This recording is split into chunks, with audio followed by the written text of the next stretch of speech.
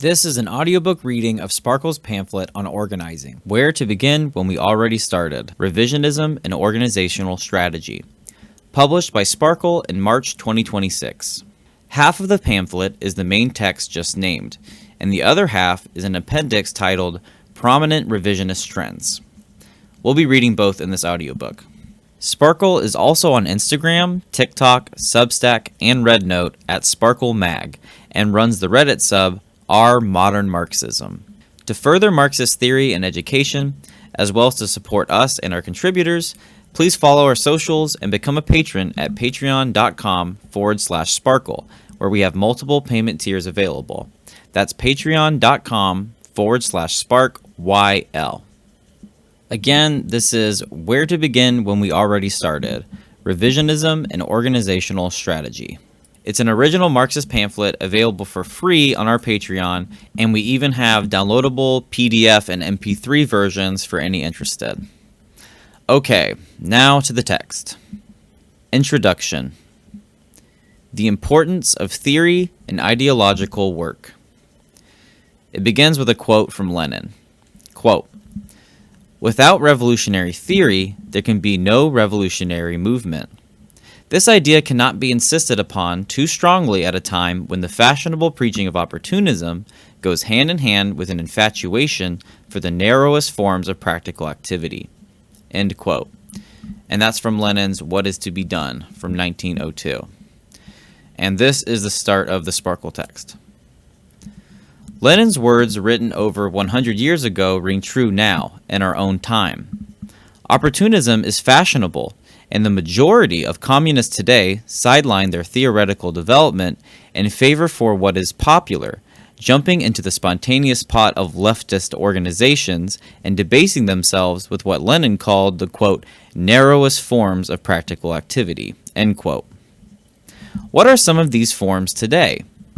Mutual aid organizations are some of the most common and also the narrowest, usually doing the same work of churches, grassroots, charity groups, or nonprofits with little ability or desire to develop into professional political operators for the proletarian class. Outside of these and other types of local orgs, there are the big socialist parties, some even claiming Marxism, but their activity is also narrow and opportunistic. They are mostly election machines, and act as stages for nonprofits and petty bourgeois to garner an audience and customer base. Beyond organizing per se, within the sphere of agitation, this narrowness takes the shape of numerous individual Marxist influencers, all creating content in an individual way.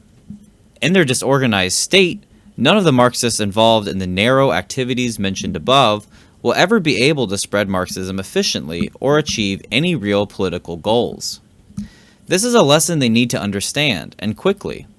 The longer they muck around in their own disjointed narrow efforts, with disjointed and narrow theory to match, the more the unified front of capital acts against our movement. Large sections of the socialist movement are infatuated with, quote, getting involved, but by getting involved, they bow to the spontaneous, narrow activities in the current bourgeois, quote, community, before any real community of conscious proletarians is capable of forming. The failure of these comrades is that they have not broadened their understandings, and they exhaust themselves on what sounds good instead of what is correct, meaning what will build the power of the proletarian class and lead to its liberation. They are unaware that their current understandings are lacking, and that their activities and outlook have already been put to rest in the literary tradition of the communist movement. It is the comrades' failure to engage with theory that is at least partly responsible for our movement's current losing streak, trapping today's revolution in an endless cycle of spontaneous disunity and amateurishness within organizations of opportunism, wasting the potential of talented political operators on mundane Sisyphean tasks that go nowhere, when they should be organized for the high-level tasks that must be completed to seize political power and turn the tides of the class struggle in a real and complete way. The only way these kinds of tasks can be communicated to our movement and to the people is through the use of sound theory, which, when it is applied correctly, always leads to tangible results. As it stands now, though, the results we need seem far from tangible. The mutual aiders, democratic socialites, Maoists, and join your local org sloganeers are all very loud, and all display a profound ignorance of organizing, mired as they are in the narrow duties of purely local work. In defending their ignorance, many are hostile to revolutionary theoreticians, and even to the basic foundational tenets of Marxism-Leninism that at least some of them state allegiance to.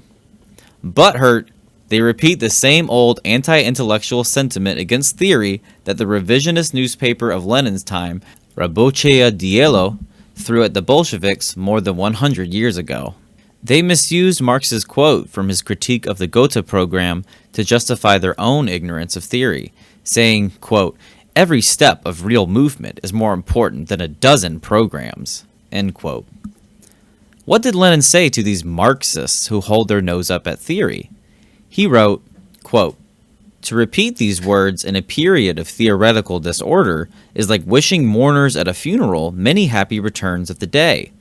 Moreover, these words of Marx are taken from his letter on the Gotha program, in which he sharply condemns eclecticism in the formulation of principles. If you must unite," Marx wrote to the party leaders, "then enter into agreements to satisfy the practical aims of the movement. But do not allow any bargaining over principles. Do not make theoretical concessions." This was Marx's idea, and yet there are people among us who seek, in his name, to belittle the significance of theory. End quote. We agree with Lenin, and with Engels, who wrote that the theoretical struggle was one of three sides of revolutionary development, that our movement must be guided by strong theory, and that all comrades must take their theoretical development seriously. In What is to be Done, Lenin says, quote, "What at first sight appears to be an unimportant error may lead to most deplorable consequences, and only short-sighted people can consider factional disputes and a strict differentiation between shades of opinion inopportune or superfluous." End quote. We cannot afford to be short-sighted. There is too much at stake, and the lives of the people are wasted day by day. We must raise the consciousness of comrades out of narrow local matters and into a level that coincides with the high-level political organizing that must be completed to carry out the revolution. The only way this can be done is through principled ideological and theoretical work. The tasks of organizing that lead to the empowered Communist Party and dictatorship of the proletariat must be conveyed, and the ideas of how they are completed, or even that they must be completed, propagated among the class of proletarians and the masses as a whole. Ideas like the dictatorship of the proletariat, the class struggle, Marxist economics, imperial parasitism, dialectical materialism, and much more must be understood by the masses in the course of the revolution if it is to be successful and lasting. The comrades engaged in producing material that conveys these ideas, talented communist propagandists, agitators, and theoretical strategists, must be supported and allowed to develop. Who is being condescending? This principal demand riles up the liberal character of many of our narrow locals. They hurl the accusation that we are being condescending to the workers by not accepting their current political understandings, or that we are trying to lead them along some intellectual path of our own design when we say that we must develop into class revolutionaries, and that this entails a proper Marxist-Leninist education. As far back as 1905, however, Stalin explained who is actually condescending to the workers when they keep them from true theory. Listen to his diagnosis. Quote, "If the working class movement is not combined with scientific socialism, it inevitably becomes petty, assumes a narrow trade unionist character, and, consequently, submits to trade unionist ideology." "But that means belittling the workers and extolling the intelligentsia," howl our critic and his social democrat. Poor critic, miserable social democrat. They take the proletariat for a capricious young lady who must not be told the truth, who must always be paid compliments so that she will not run away. No, most highly esteemed gentlemen, we believe that the proletariat will display more staunchness than you think. We believe that it will not fear the truth." End quote. Despite employing a misogynistic stereotype to make his point, Stalin does succeed here in highlighting the paternalistic attitude some Marxists actually hold towards the proletariat when they keep it from the most advanced theory. How can we claim to act in the proletariat's interest when we fail to take seriously the need for the proletarians as a whole international class to adopt the best theories and tactics towards their liberation? If we accept incorrect theories simply because they are prevalent, we aren't acting in the masses' best interest at all. The class feature of science and the science of Marxism. Despite what the revisionist and spontaneity-worshipping local work Marxists would have us believe, communism is a scientific worldview that, for the most part, must be inserted into the class of the proletariat from without it, and does not manifest from the class itself. The following quote by pre-renegade Karl Kautsky, which is included in Lenin's What Is to Be Done, explains this fact further. It also highlights the difference between conscious Marxism and the spontaneous class struggle of the workers. Quote, "Socialist consciousness appears to be a necessary and direct result of the proletarian class struggle. But this is absolutely untrue. Of course, socialism, as a doctrine, has its roots in modern economic relationships, just as the class struggle of the proletariat has, and like the latter, emerges from the struggle against the capitalist-created poverty and misery of the masses.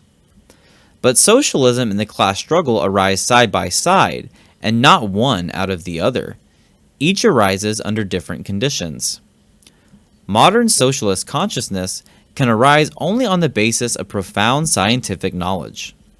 Indeed, modern economic science is as much a condition for socialist production as, say, modern technology, and the proletariat can create neither the one nor the other, no matter how much it may desire to do so. Both arise out of the modern social process. The vehicle of science is not the proletariat, but the bourgeois intelligentsia, KK's italics. It was in the minds of individual members of this stratum that modern socialism originated, and it was they who communicated it to the more intellectually developed proletarians, who, in their turn, introduce it into the proletarian class." End quote.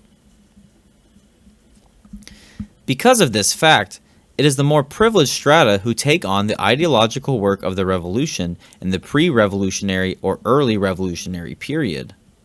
The fact that non-workers must work for the workers is a necessary contradiction that must be accommodated, brought into our movement due to the uneven relations of the forces of production.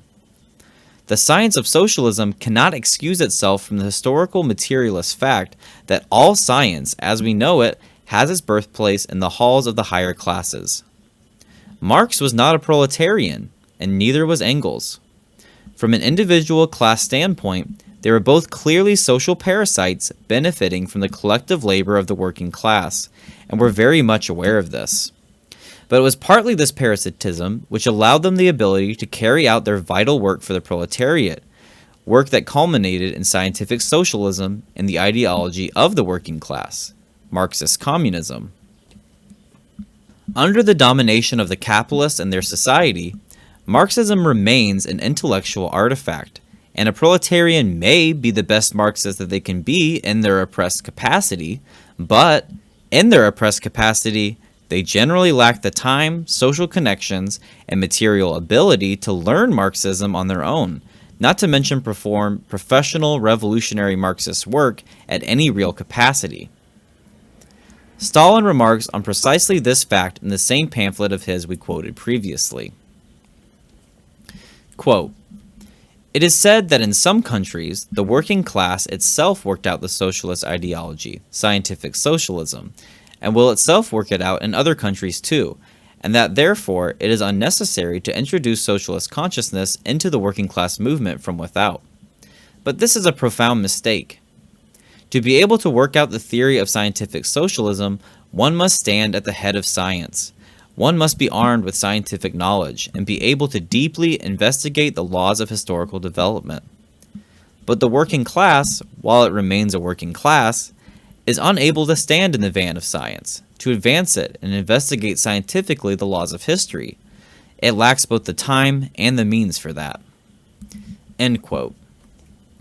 The proletarians' round-the-clock position as desperate wage slaves to the capitalists requires the theoretical and organizational work of the more privileged strata in order that a foundational stage may be set for them to enter into political life as a class with their own revolutionary program and demands, and not as an appendage of bourgeois parties. We communists carry out our work in the name of and for the mass of the proletariat, building political organizations in their name and creating real and firm ties with the proletariat and their organizations, so as to raise them up to the level of communist leaders, no matter what class we come from as individuals. Especially in periods of low-class consciousness, the revolutionary work of only a few dedicated organizers outside the proletarian class is responsible for bringing coherence and unity out of the spontaneity of mass revolt, bringing the demands of the working class to the forefront and unifying them under a program that will lead to their ultimate liberation. It is the duty of the communists now, even though they widely reflect the labor aristocracy, the petty bourgeois, and the intelligentsia, to raise the working class out of spontaneity and into a political consciousness capable of taking command of society, at which point our movement is capable of being led by the workers themselves and not the representatives in the overclasses. We should not fall into idealism and get disgruntled and disheartened when we hear that Marxism is, in fact, somewhat foreign to the workers in the general sense. We should not despair and act as if some proletarian purity has been tainted when we learn that scientific socialism, Marxism, was born from the minds of members of the intelligentsia and bourgeois classes, members of the ruling stratum, like all science and class society. The science of Marxism and dialectical materialism is the ideology of not just the proletariat, but the whole world, as it is the only consistent worldview that is capable of taking in humans and their society in their totality. That said, it is a science that empowers and educates the proletariat for its historical tasks as the leaders of society, and as such, is very much the ideology of the whole working class specifically. We clarify this point so that we may fully leave spontaneity behind and think clear-headedly about the organizational task of raising the proletariat into a proper Marxist understanding, free from revisionism. Overview. We invite the reader to keep all of this in mind as they engage with the following text: Where to Begin When We Already Started, Revisionism and Organizational Strategy, a pamphlet which attempts to bring unity out of the division of the current socialist movement by centering the comrades on clear Marxist science and the contributions of Marxism-Leninism, as well as provide a practical plan for organizing the immense ideological and theoretical work that must be performed in service to the socialist revolution. To aid the reader's comprehension, and so as not to bury the lead, we wanted to provide a brief overview of the pamphlet here, emphasizing its main proposition, that the comrades take seriously the anti-revisionist struggle and begin the construction of a countrywide media group, organized under Marxist-Leninist principles. In addition to being a source of strong Marxist agitation across numerous social media and traditional media channels, the group would prioritize the creation of study circles, engage in diplomatic work within the labor movement, delineate revisionist trends, as well as unite the anti-revisionist comrades for practical work in opposition to the current revisionist parties and formations, building a strong base for our movement. Leading up to this proposition, Where to Begin When We Already Started explains the current situation of the communist movement from the perspective of both the working class as a whole and the socialist revolutionaries, showing that both have not risen above their own section's spontaneity. We show how the workers are generally disorganized and unconscious of themselves as a class, in need of ideological instruction. They see themselves not as a global class of oppressed laborers, but, adopting the eyes of their capitalist oppressors, as individual employees within their respective liberal societies. The socialists, and even a good portion of communists, have only exacerbated this shameful situation. Because they are not capable or not willing to excise bourgeois liberalism completely, they bow to revisionism and the many so-called Marxist parties of revisionism, turning themselves into agents of counter-revolution and ensuring a disdainful level of ignorance among the proletariat generally. The explorations and critiques of three of the most prominent revisionist trends today, Reformism, Eclecticism, and Social-Chauvinism, are included as an appendix. When weighing the dual problem of widespread Marxist revisionism and the supreme lack of class education among the proletarians, we arrive at the conclusion that we must build strong groups of ideological workers and organizers. A media group of the kind we propose is best capable of meeting the goals of today and of transforming into the future organization capable of meeting tomorrow's goals. In other words, a communist media group for the whole country is the best organizational form in the here and now to bring about the dictatorship of the proletariat and guide society towards the elimination of all classes under communism. We hope that this pamphlet receives as wide dissemination as possible, and that the comrades who are open and ready to engage in real revolutionary work will unite with Sparkyl, with the political line put forward in this pamphlet and our other publications, and with other principled formations like our own the world over, as we begin the task of building organizations that we desperately need. Quote, "Yet what we need is not a solution of the question in principle, but its practical solution. We must immediately advance a definite constructive plan through which all may immediately set to work to build from every side. Now we are again being dragged away from the practical solution towards something which in principle is correct, indisputable, and great, but which is entirely inadequate and incomprehensible to the broad masses of workers, namely to rear strong political organizations. This is not the point at issue. The point is how to go about the rearing and how to accomplish it." End quote. And that's Lenin from What is to be Done from 1902. Section 1. The Temporary Defeat of the Working Class. As we are communists, comrades, we must have our vision firmly fixed on the working class. This means never shying away from revealing to them the truth of the class situation they are entangled in.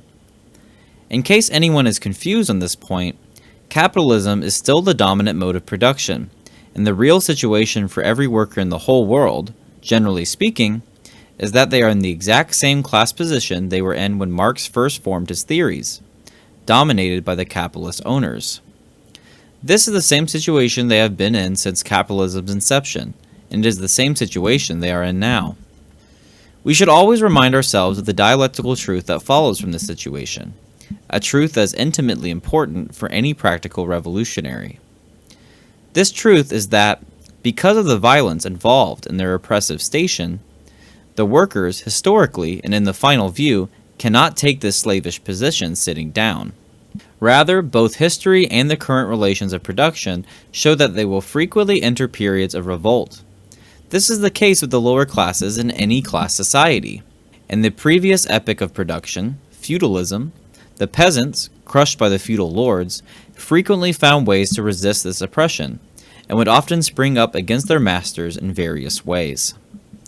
The same is true of the workers, the proletarians, who are oppressed by capitalism. The entire history of the labor movement shows workers constantly engaging in revolt against their capitalist masters, and the products of the revolts can be seen in the progressive labor legislation the liberal state was forced to incorporate into its body within the countries where the struggle between capital and labor developed the most completely. Over the course of the last 2 centuries, the revolt of the oppressed proletarian class, with Marx's dialectical materialism and communism as their guiding light, developed into a politically class-conscious revolution, and they formed powerful revolutionary organizations across the whole globe for the overthrow of capital. Consequently, the 20th century saw huge sections of the globe liberated from abject capitalist rule by successful communist revolutions.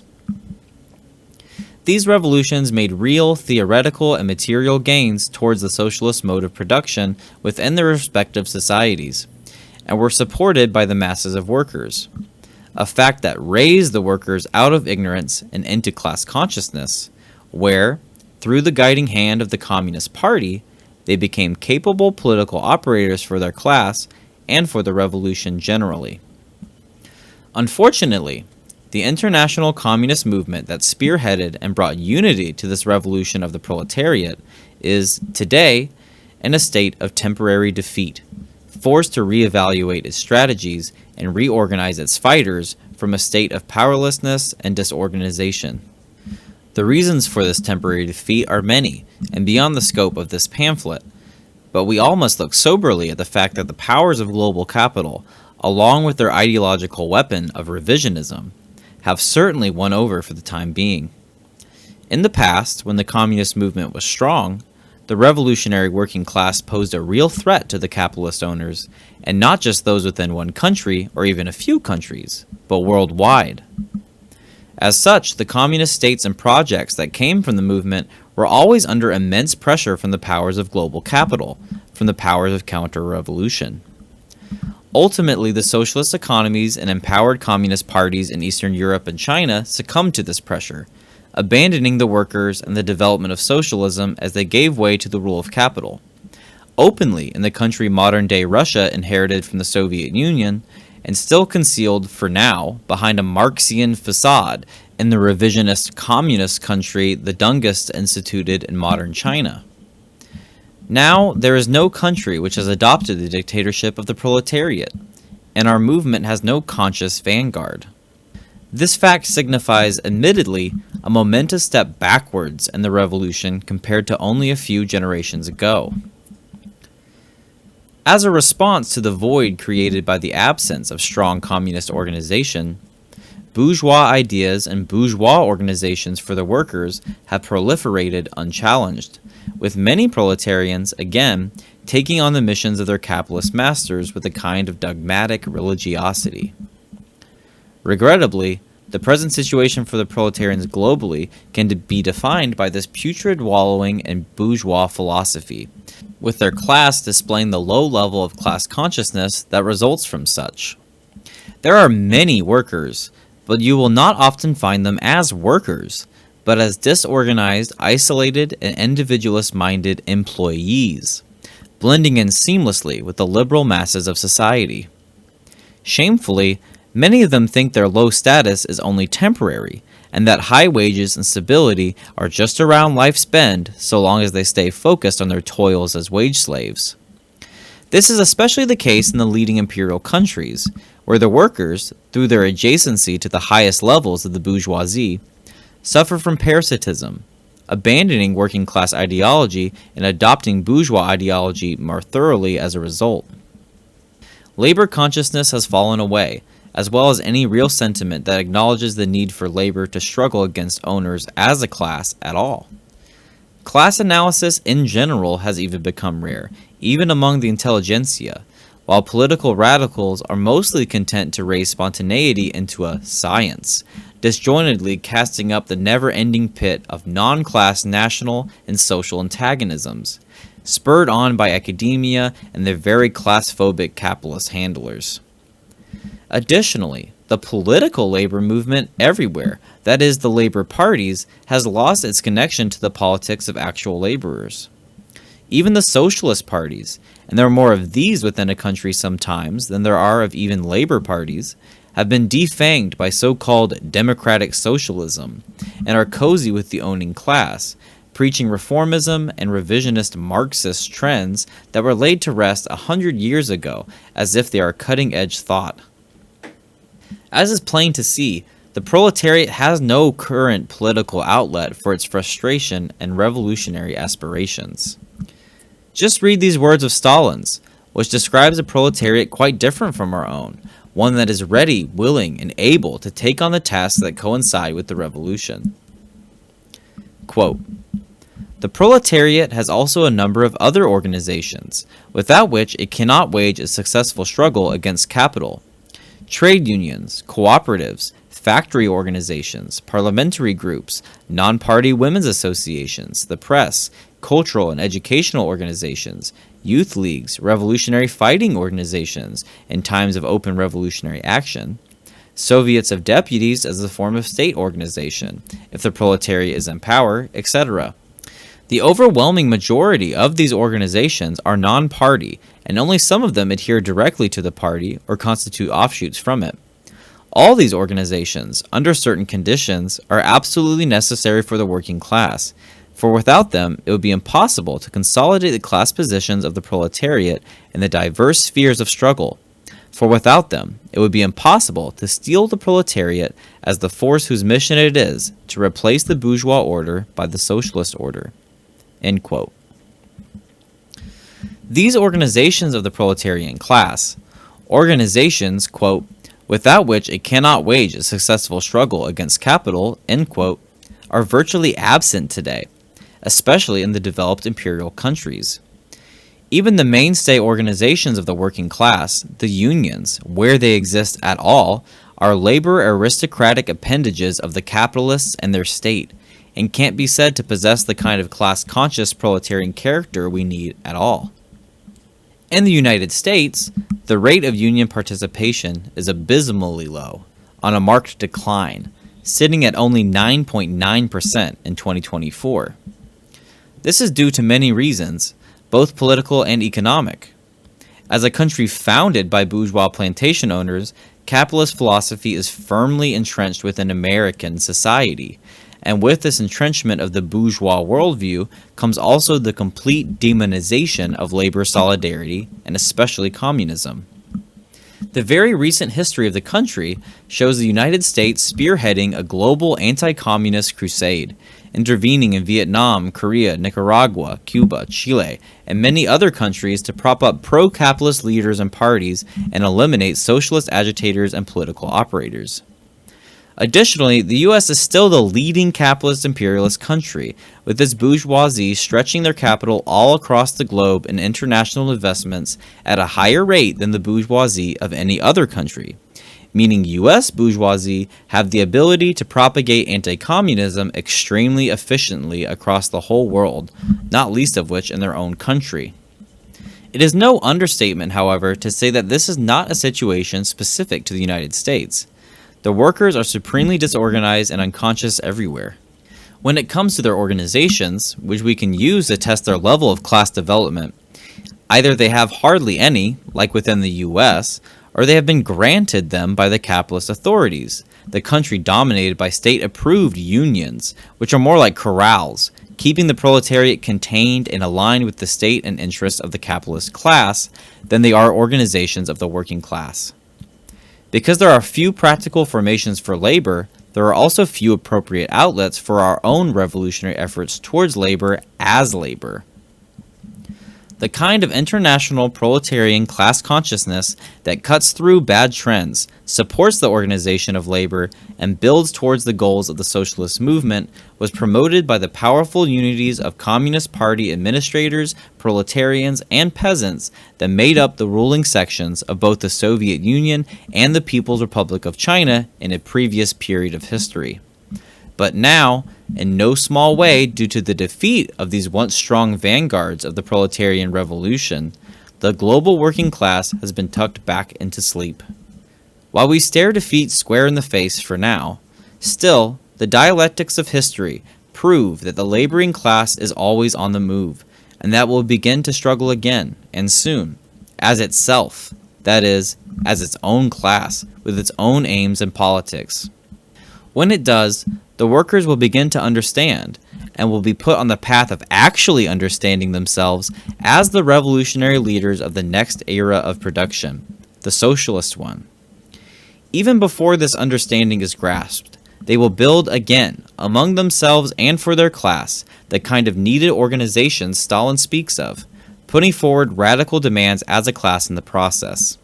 But it will take up these tasks sporadically, and with numerous costly setbacks, without the help of the communists. Section 2. Socialism on the rise. Despite labor being much less conscious, not to mention less politically active than they were in previous periods of recent history, and despite the organizational defeats faced by scientific socialism or communism over the last century, socialism, in the loosest sense of the word, is on the rise in recent years and enjoying a public resurgence.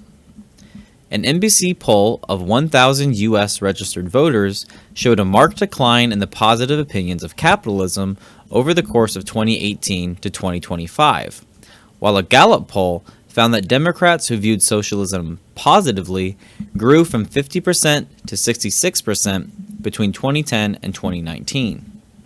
How should we account for this change of opinion?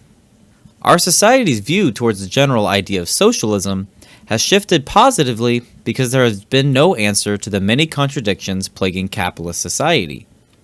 The abject failure of neoliberalism, Keynesian economics, and all the bourgeois philosophies and answers that have been brought forward by society in vain attempts to meet increasingly antagonistic contradictions have necessarily birthed a huge upsurge in alternative politics.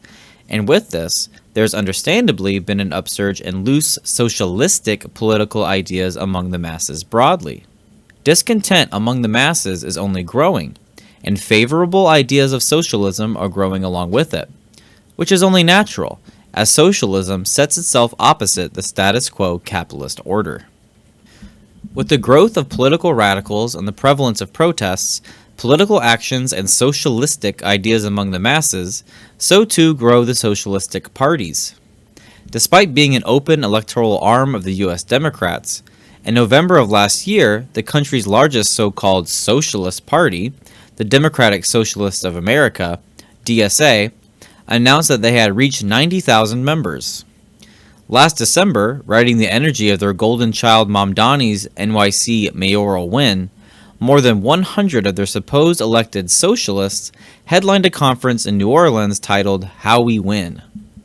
Despite how DSA portrays themselves as the socialist movement, we communists are not comforted by the supposed wins of opportunists.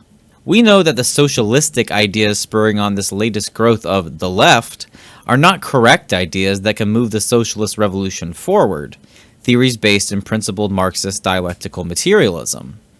The new interest in revolutionary theory broadly, including the new interest in socialism, has come spontaneously from the experience of the masses, as they exist now, under liberal capitalism, reacting to the increasingly antagonistic conditions of their existence.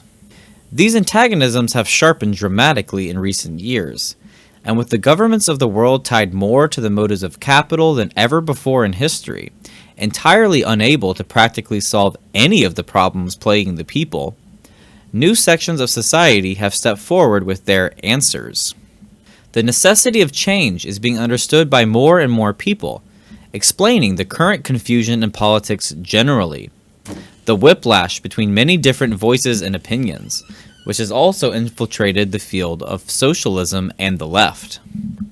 We should make no mistake, the growing radical attitude and popular unrest we are seeing has not yet left the realm of spontaneity, and is still reflective of the more or less normal relations of capitalist society. However, its mundanity should not cause us to overlook the fact that it is these spontaneous revolts, correctly utilized by the communists, which develop into a capable force for the socialist revolution. So far, disregarding its reactionary sections, our revolt has only loosely pawed at the lowest hanging points of unity required for the beginnings of a socialist revolution.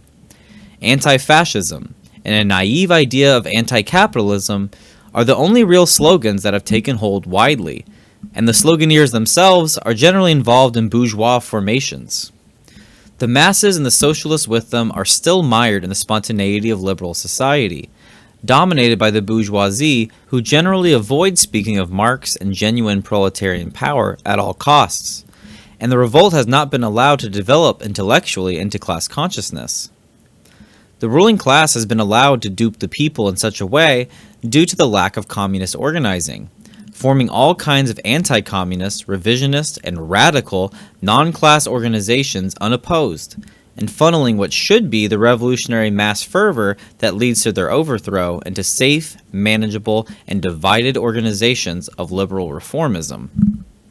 Despite the confusion and counter-revolutionary work of the bourgeois opportunists, however, principled Marxism, as the most complete scientific socialist theory and the most developed form of class consciousness, grows as well. Communist formations, both old and new, more revisionist and less revisionist, are taking in new members out of the growing interest, as well as the base socialists and other political radicals. However, while communism will inevitably win out over all the other radical and socialistic programs, it is incapable of growing into the movement we need it to be as it stands now. While Marxism and socialism develops among the masses, without the interjection of principled communist organizers, it will remain a degenerated version, tainted by the teachings of revisionists who dominate the current political landscape. While those who bring up the rear of our movement rejoice that any Marxism is being learned at all, we who are knowledgeable in theory and know where the movement needs to go, know that the masses' current political understandings will forever be stunted under our current circumstances. Due to communism's temporary defeat, the loudest and most prevalent Marxist voices are not knowledgeable voices for the revolutionary overthrow of the capitalist class and the establishment of worker power, but opportunists and grifters, who may be able to lead the people some way along the revolutionary path, but cannot speak to the destination or the way ahead. As we look at the camp of Marxism, we see that numerous bad trends that were soundly laid to rest by the Marxist forefathers and enfeebled politically in the past have become dauntingly strong today, bringing the baseness of the non-Marxist socialists right into Marxism's living room, so to speak.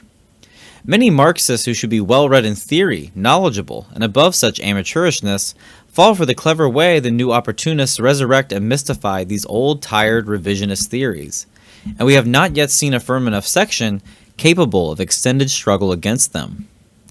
By failing to rise to the intellectual level of a Marxist, or out of sheer cowardice, we are being led away from the ranks of the professional revolutionaries and towards being rank-and-file servants of the capitalists, loyal members in the bourgeois political parties of the democratic socialists, or in revisionist communist parties and formations that are counter-revolutionary in one way or another.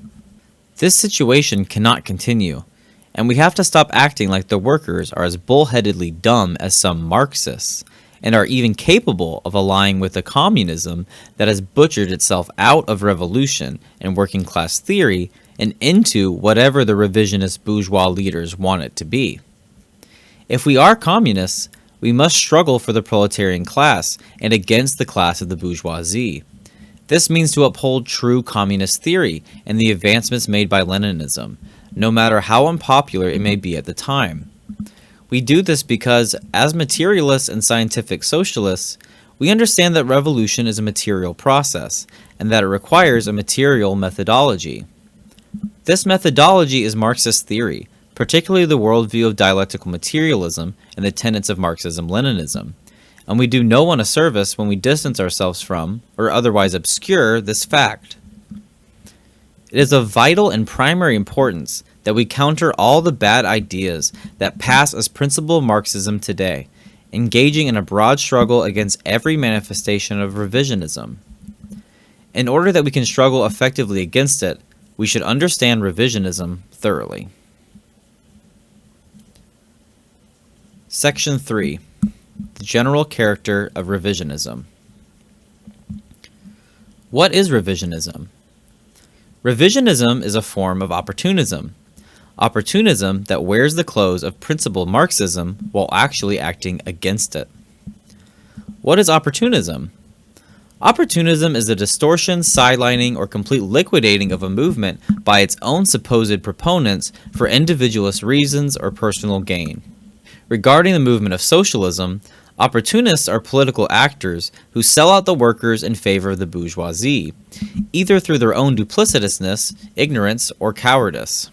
Opportunism that revises foundational Marxist theory, adopting the name Marxist or communist while actually working against Marx's most foundational and mutable points, is termed revisionism. Revisionism is not just restricted to the realm of theory, but has grown whole organizations, with revisionist Marxists saturating most communist parties today. In his well-known and incredibly sapient speech on the correct handling of contradictions among the people, Mao says revisionists, while paying, quote, lip service to Marxism, end quote, actually attack its, quote, quintessence, end quote. He goes on to describe the work of the revisionists, saying, quote, they oppose or distort materialism and dialectics, oppose or try to weaken the people's democratic dictatorship and the leading role of the Communist Party, and oppose or try to weaken socialist transformation and socialist construction, end quote.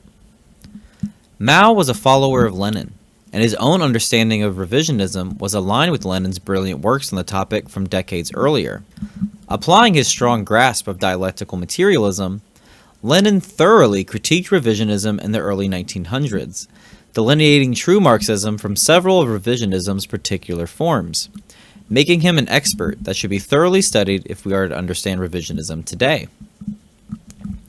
In Marxism and Revisionism, Lenin describes revisionism's general features as so, quote, to determine its conduct from case to case, to adapt itself to the events of the day and to the chopping and changing of petty politics, to forget the primary interests of the proletariat and the basic features of the whole capitalist system, of all capitalist evolution, to sacrifice these primary interests for the real or assumed advantages of the moment.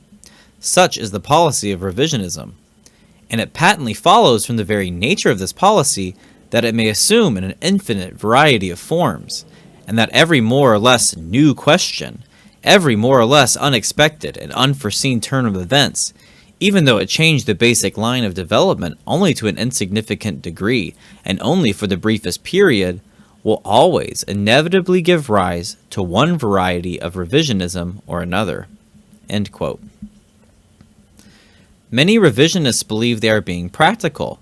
They think themselves good because, in their minds at least, they are not dogmatists and are capable of compromising their theories with real life.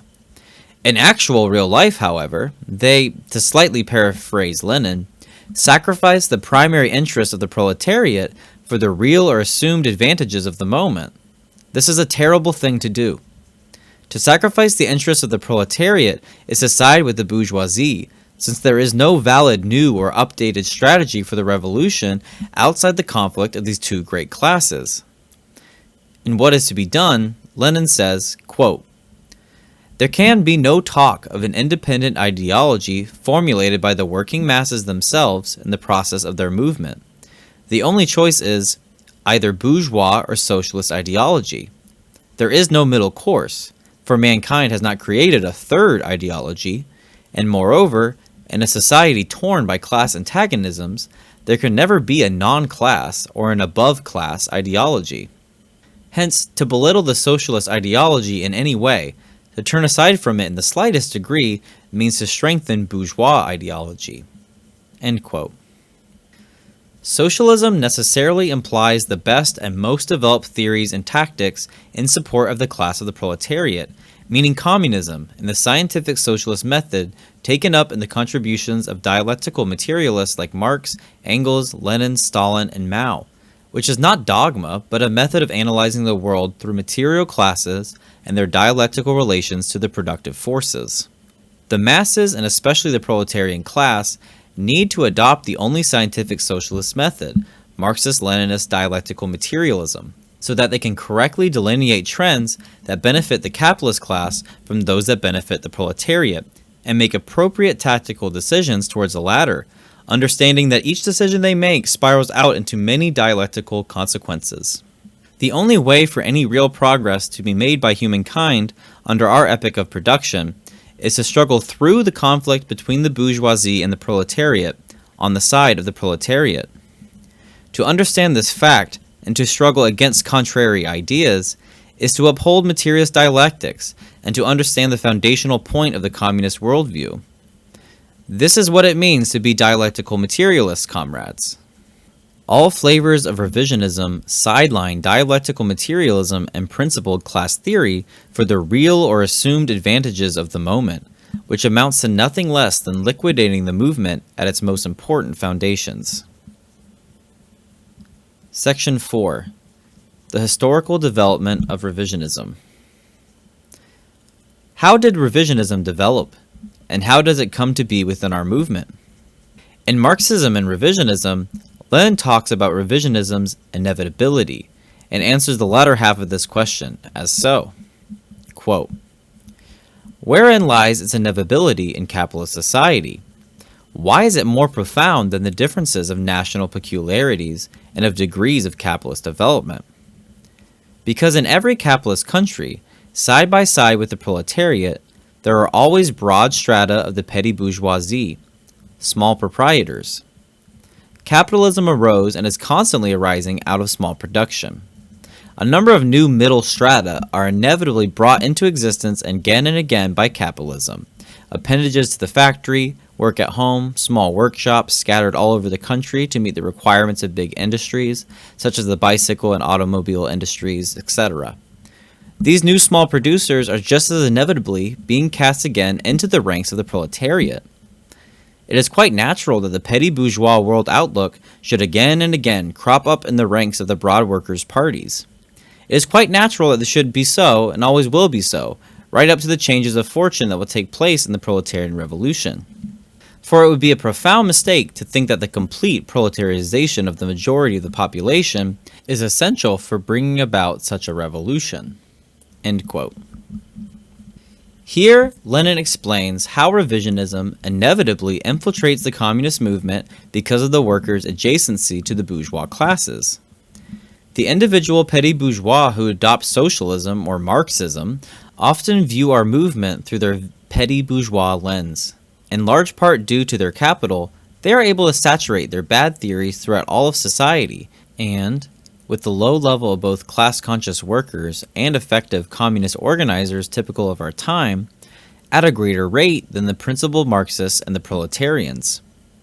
Today, this petty bourgeois socialism has become a dominating force, able to spread more or less unimpeded from the halls of bourgeois power, where it is parroted ceaselessly by all shades of ignorant socialists, affecting even many Marxists, and resulting in the propagation of revisionist Marxist theories.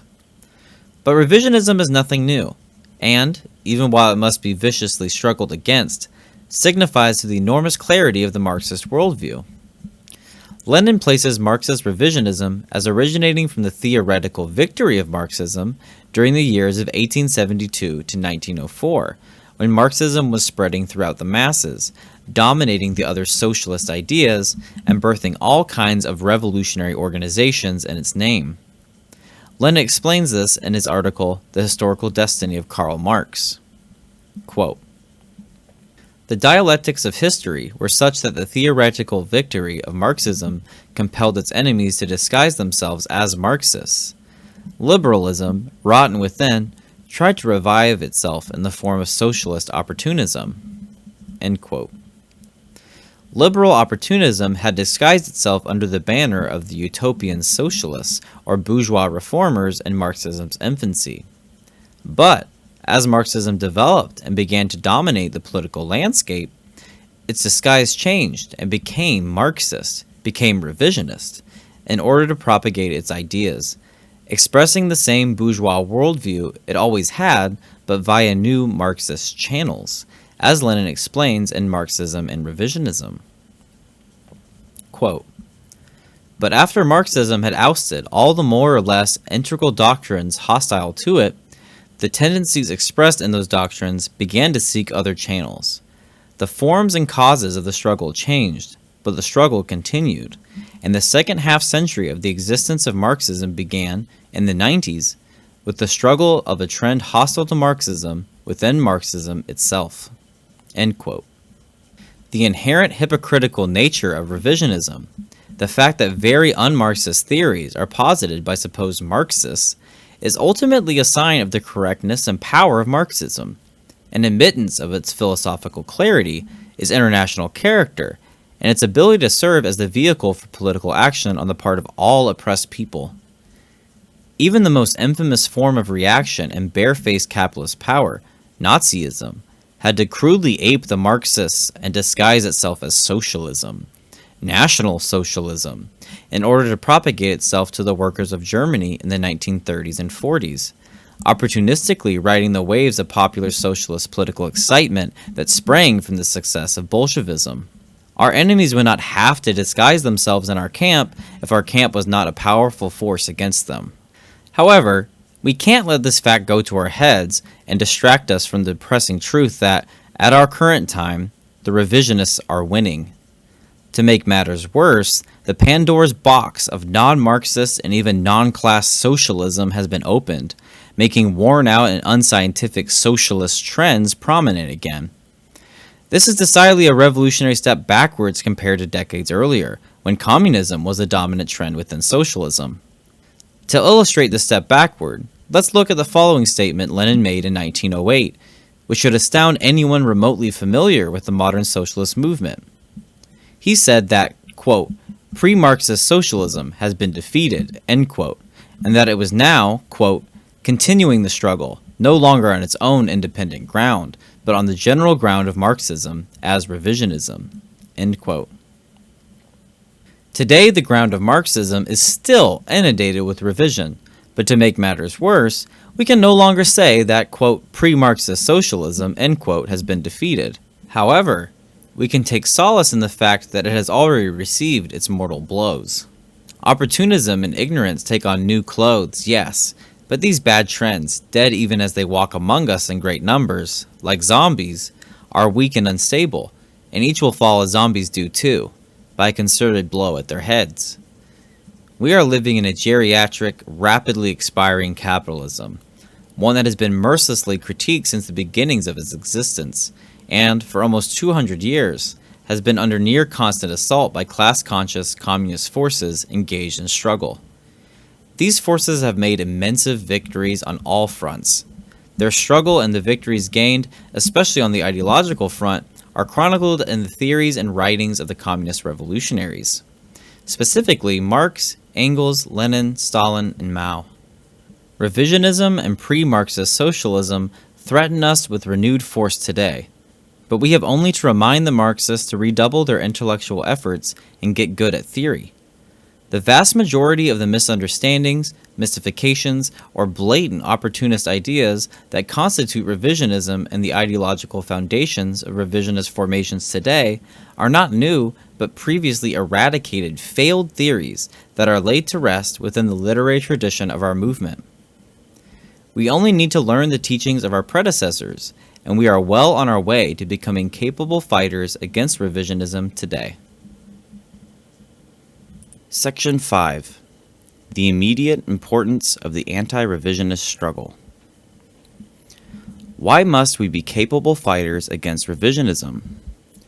Because the fight against revisionism has become the primary battleground of the movement, a field of the most strategic importance, demanding that the comrades today act according to its terrain. Why is the fight against revisionism our primary battleground? As communism and communist organizing is the method by which the masses are liberated, we must, before all else, have a principled and revolutionary communism clear, to a significant degree, from revisionism and non-communist influence in all places in society that purport to be communist, namely the revisionist communist formations, and especially those parties that claim the vanguard. Currently, the revisionist Marxists and the prominent communist parties garner the lion's share of whatever attention and energy the masses lend towards communism and Marxist theory in the course of their spontaneity, constituting themselves as a giant revolutionary roadblock. Under these circumstances, the actual communists are sidelined out of the movement, forced to struggle uphill and in isolation. Shamefully, our movement relegates true and principled communism as just one option in a sea of equally acceptable radical strategies, and this is ensured by the revisionists and the communist parties, who have denied class struggle and true Marxist theory in accordance with their opportunism. We cannot expect to construct a firm ideological and revolutionary Marxist unity among ourselves, not to mention the working class, both of which are necessities for the performance of any real revolutionary work, while this remains the case. The situation must change. Lenin understood the importance of the anti-revisionist struggle. In Imperialism and the Split in Socialism, he calls for, quote, determined and relentless struggle against bourgeois labor elements.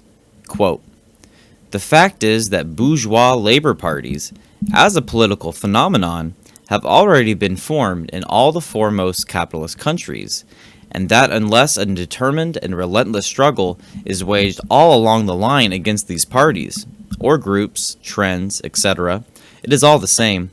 There can be no question of a struggle against imperialism, or of Marxism, or of a socialist labor movement. End quote. The comrades who are aware of how our movement has fallen into the hands of the bourgeoisie by means of revisionism must rise to the, quote, determined and relentless struggle against that bourgeoisification. Before we can succeed against the much wider and varied socialist camp, not to mention society at large, we must first achieve a victory over the bourgeois elements within our own camp, meaning within the camp of Marxism/communism. To sideline this most crucial task is to cede to opportunism, to the bourgeoisie, and to liquidate the revolution.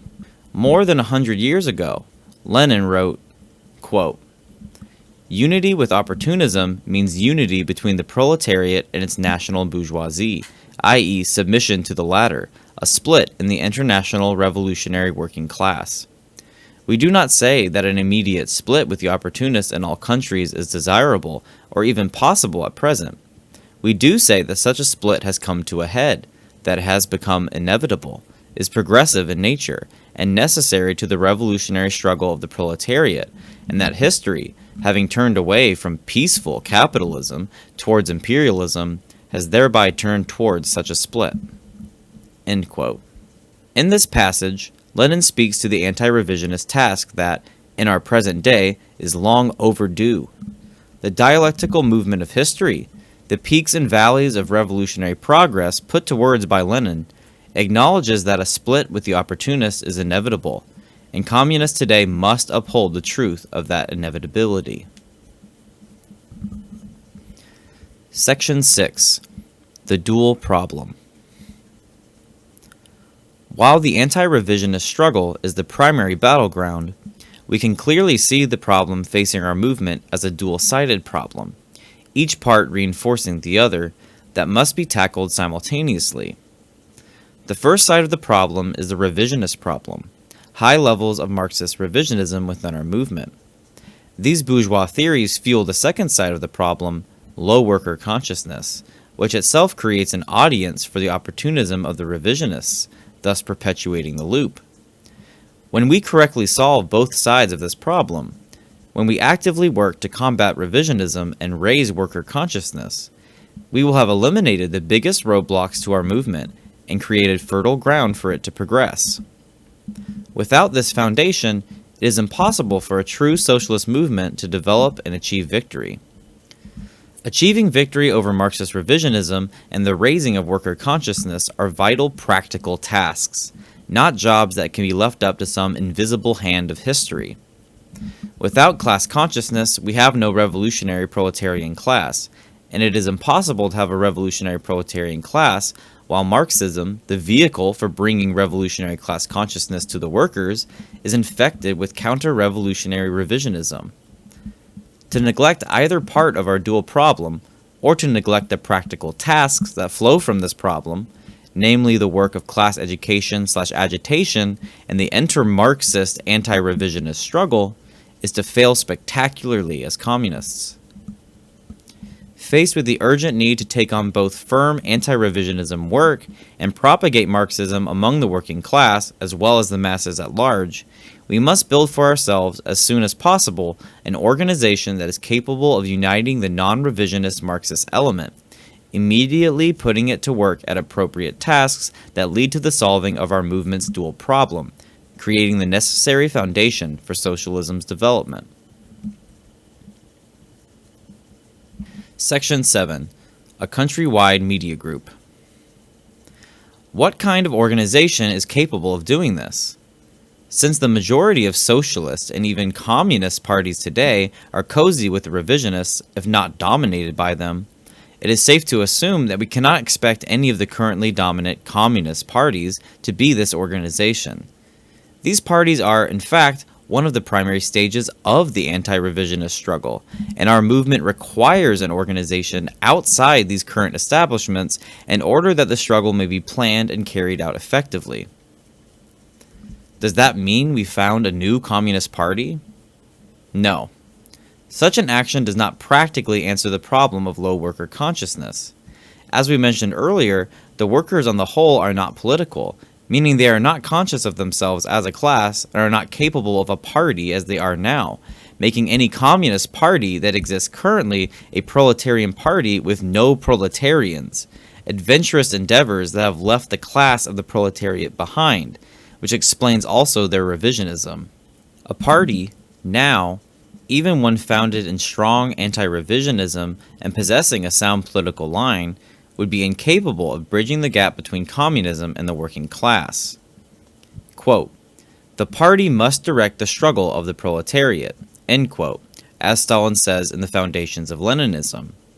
But workers today have forgotten that they are even in a struggle, requiring a basic class education, something they will gain through their experience and through the work of communist propagandists and agitators, before a struggle and a party can be feasible in a practical way, especially in the more imperial countries where the bourgeoisie and labor aristocracy is strong.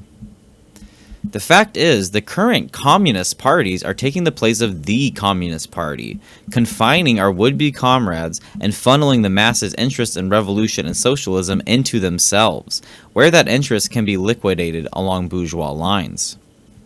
Under these conditions, the workers' rise to consciousness is waylaid, and it will continue to be so until revisionism and its organizations are defeated. The current political field of communism, as well as the organizations within it, is the primary stage of the anti-revisionist struggle, and we cannot sidestep this fact and go off on our own as pure Marxists founding a pure party. Struggling against revisionist Marxism means struggling where revisionist Marxists are, which means struggling within the current Marxist political formations. Besides, founding a new one from the ground up is impractical and would be a waste of time. The current ones are already established and can be transformed into the Communist Party much easier and faster than if we founded a new party from the ground up. So should we seize the revisionist formations, purge the parties, and make concerted efforts to take them over and replace their structure and leadership with proper comrades? This is the goal for sure, but how could this be done? What form of organization is capable of facilitating the removal of revisionists and revisionist lines from not just one party, since most countries have more than just one prominent revisionist communist party, but many parties? And how could anti-revisionism in a working sense be communicated in the particular to all comrades so that practical work can be done? Moreover, how can all Marxists, and even wider society, generally be united in view towards this crucial work? Becoming an organization that is capable in the fight against revisionism isn't done by simply throwing anti-revisionism into a constitution or a group's bylaws. The nuances of revisionism, the many particular trends that each claim to be based in sound Marxist theory, cannot be learned as easily as memorizing lines in a school play. The task of dealing with our fallen away revisionist comrades in the current parties itself requires a great deal of planning and coordination. We need an organization that takes up this task, and as this is a task in the wide field of Marxist political formations generally, it must be an organization that is decidedly outside them in order to coordinate the struggle in the widest possible way. In addition to taking up the anti-revisionist struggle, this organization must also be capable of answering the other side of the dual problem, of engaging in principled and political agitation among the working class, as well as wider society more generally, in order to raise the class consciousness of the proletarians, preparing them for a party and political rule. A country-wide media group, a centralized organization of propaganda, agitation, and political work organized along a Marxist-Leninist line is the appropriate form for our period. A countrywide media group is alone capable of drawing in comrades who can act in a dual capacity as propagandists for the consciousness of the masses, as well as diplomats and organizers for the struggle against the revisionist formations, against the socialist liquidators, and for the organization of labor in the Communist Party of the country in its proper time. The party is still the driving force of the dictatorship of the proletariat. We need a principled and revolutionary communist party in order to carry out socialist construction. But we, crucially, must always recognize tactics that suit our current situation. A countrywide media group is the appropriate organizational form for our moment, allowing us to perform appropriate tasks that will influence society, and particularly the working class, to the point that our situation changes to one in which the Communist Party is not only viable, but strong and dominant, able to constitute the dictatorship of the proletariat, united with a prominent international and revolutionary proletarian class. Section 8. Ideological Work. The rationale for a countrywide media group as our period's form of organization stems also from our analysis of the most successful socialist revolution to ever occur, the Bolshevik Revolution, where Lenin and his comrades brought needed material and ideological unity to the socialist movement in order to not only overthrow Russian Tsarism, but to establish an industrial Marxist socialist state, giving not only the rights of liberal society to the majority of the Russian citizenry, but also, and one of the few examples in history, guaranteeing the people their right to freedom from exploitation by the capitalists. We have many comrades today mystified by the Bolsheviks, and do not understand how such an effective communist organization came to be an effective communist organization. They do not understand the development of the Bolsheviks and Russian Revolution in a complete way. For the purposes of our topic here, we will emphasize that the Bolsheviks were heavily involved in ideological production, and propagated their theories through a newspaper. In other words, theory and ideological work constituted the majority of their early labor, spreading literature among the trade unions, the proletarian organizations, and the Marxist parties, particularly the Russian Social Democratic Party. Lenin called for the founding of an all-Russian newspaper in his 1901 article, Where to Begin, and he and his comrades proceeded to serve on a series of editorial boards for Russian communist newspapers, of which Iskra, which acted as the official newspaper of the Russian Social Democratic Party, is the most famous. In the following excerpt from Where to Begin, notice the many similarities to our own period, even while more than 120 years have passed since the time of Lenin's writing. Quote, "In our opinion, the starting point of our activities, the first step towards creating the desired organization, or let us say, the main thread, which, if followed, would enable us steadily to develop, deepen, and extend that organization, should be the founding of an all-Russian political newspaper. A newspaper is what we most of all need. Without it, we cannot conduct that systemic, all-round propaganda and agitation, consistent in principle, which is the chief and permanent task of social democracy in general, and, in particular, the pressing task of the moment, when interest in politics and in questions of socialism has been aroused among the broadest strata of the population. Never has the need been felt so acutely as today for reinforcing dispersed agitation in the form of individual action, local leaflets, pamphlets, etc., by means of generalized and systematic agitation that can only be conducted with the aid of the periodical press.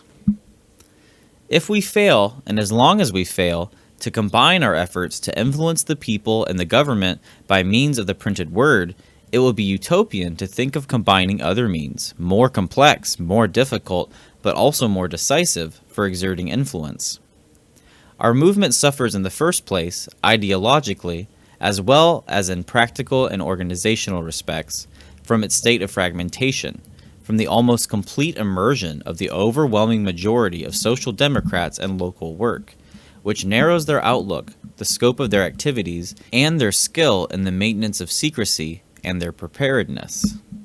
End quote. And we're going to read the footnote here on social democracy. This is from the Sparkyl folks. Social democracy was a term used by early socialist parties and adopted by Lenin and the Russian Social Democratic Labor Party to denote the Marxist political movement of the revolutionary proletariat. It was a term and moniker that Lenin grew to dislike, and which the Bolsheviks later abandoned due to its lack of a scientific basis within Marxism. The term was replaced with communism. Okay, and this is back to the main text.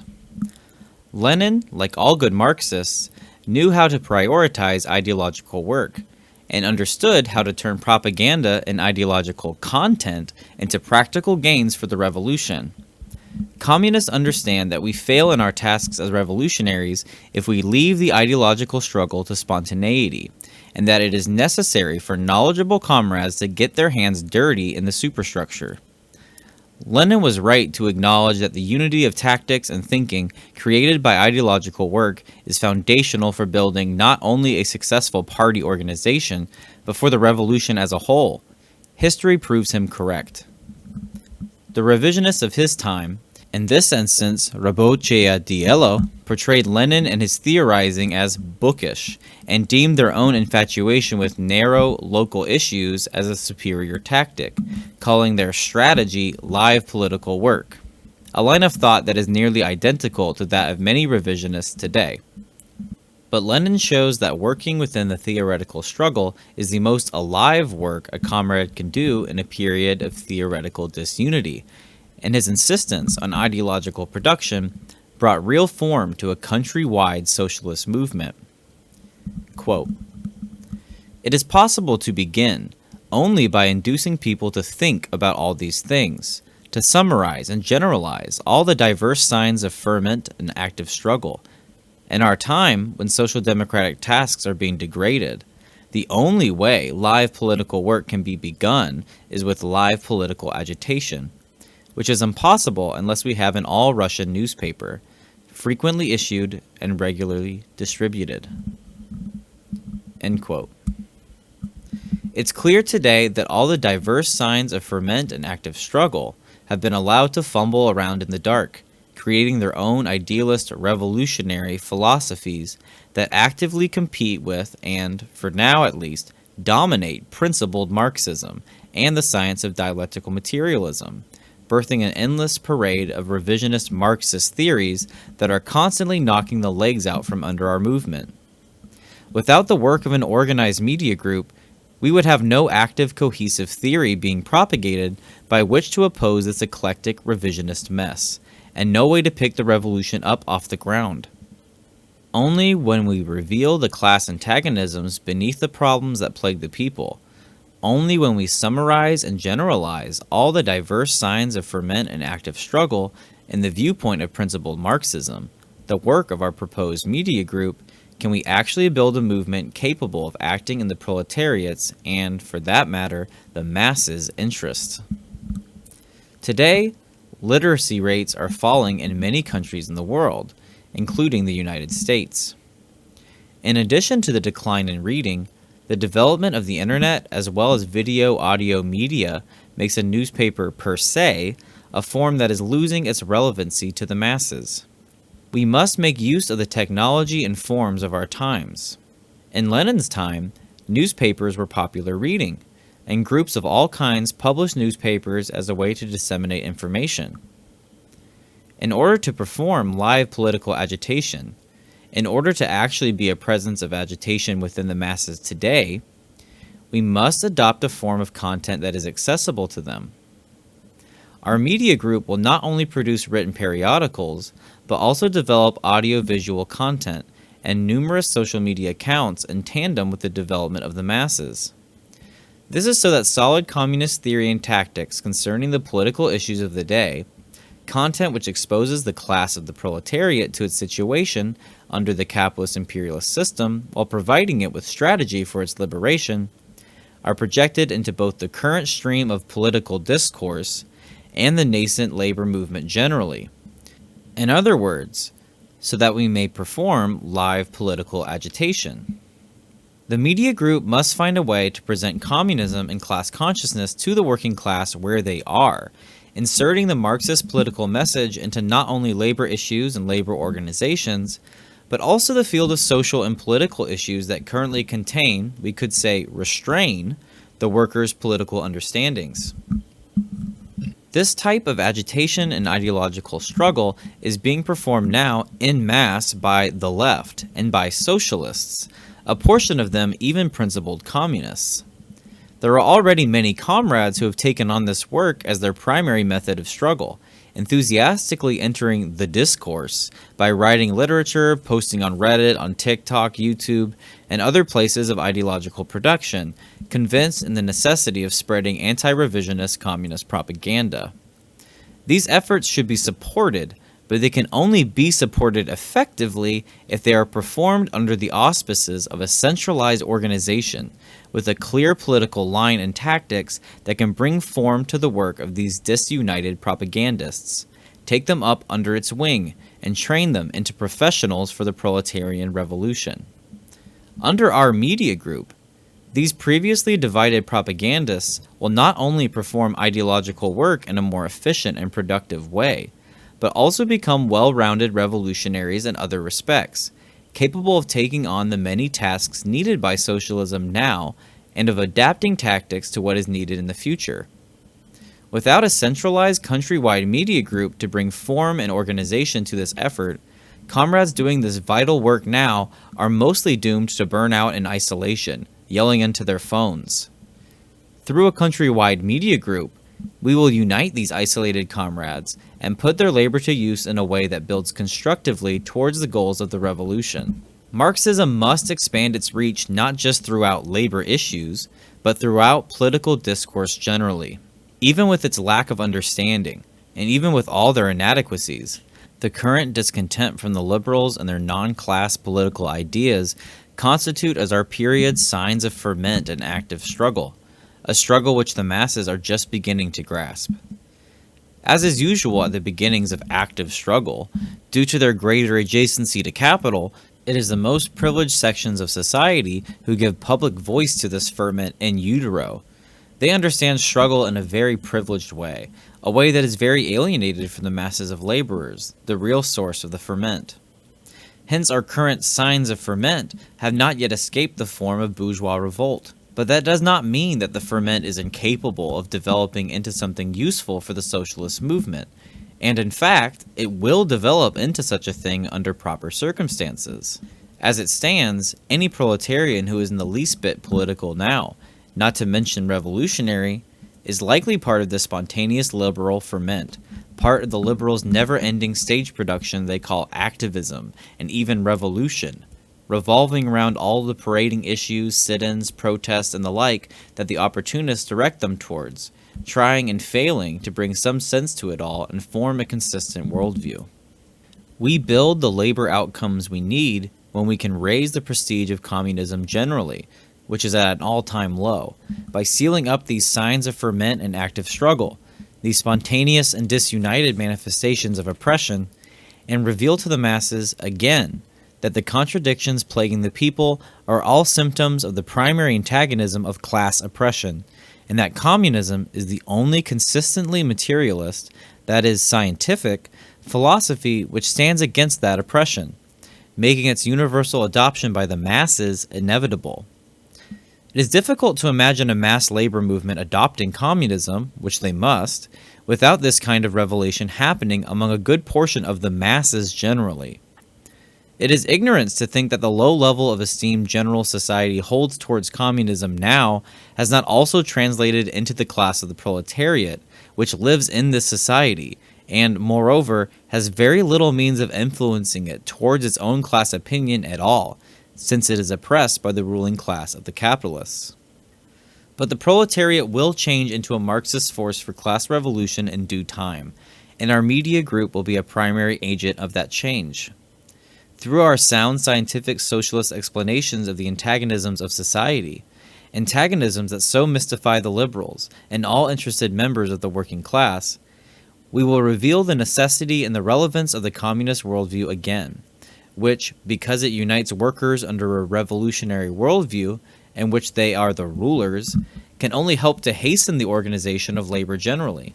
Having orchestrated the ideological struggle along firm class lines, the media group will be well equipped to orchestrate also the labor struggle, especially those labor elements that have grown up in the content we produce. In addition to clearing Marxism of revisionist influence, our media group will supply the consistent worldview of Marxist dialectical materialism to the workers and to the masses generally via literary and multimedia content, exposing each isolated political issue as a related consequence of our system of production, which any actual Marxist should be capable of doing to at least some degree. After engaging with our material across only a few of these issues, the workers and the masses in general will have, in fact, begun the process of breaking their current narrow liberal understanding of separate issues and adopting a more correct, holistic, and class-conscious understanding. If they possess even a little of an understanding of their oppression by the capitalists, the workers who come in contact with our work will appreciate a class analysis, and after coming in contact with our work across a wide range of social issues, they will be pushed towards the scientific socialist view and full class consciousness, becoming our staunchest supporters and willing comrades in service to the media group and to our movement. Section 9. The organizing angle. Beyond fulfilling the need for ideological work, the unification and growth of revolutionary cadres, an outcome that follows directly from the day-to-day operations of the organization, is another crucial reason we must adopt the strategy of a countrywide media group. As the following excerpt from Where to Begin shows, the construction of literary and ideological products is crucial for forming any practical organization.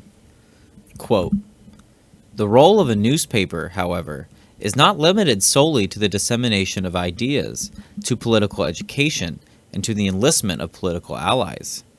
A newspaper is not only a collective propagandist and a collective agitator, it is also a collective organizer.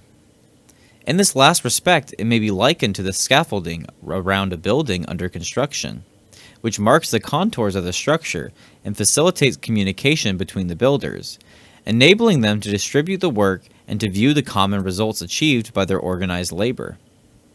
With the aid of the newspaper, and through it, a permanent organization will naturally take shape that will engage not only in local activities, but in regular general work, and will train its members to follow political events carefully, appraise their significance and their effect on the various strata of the population, and develop effective means for the Revolutionary Party to influence those events.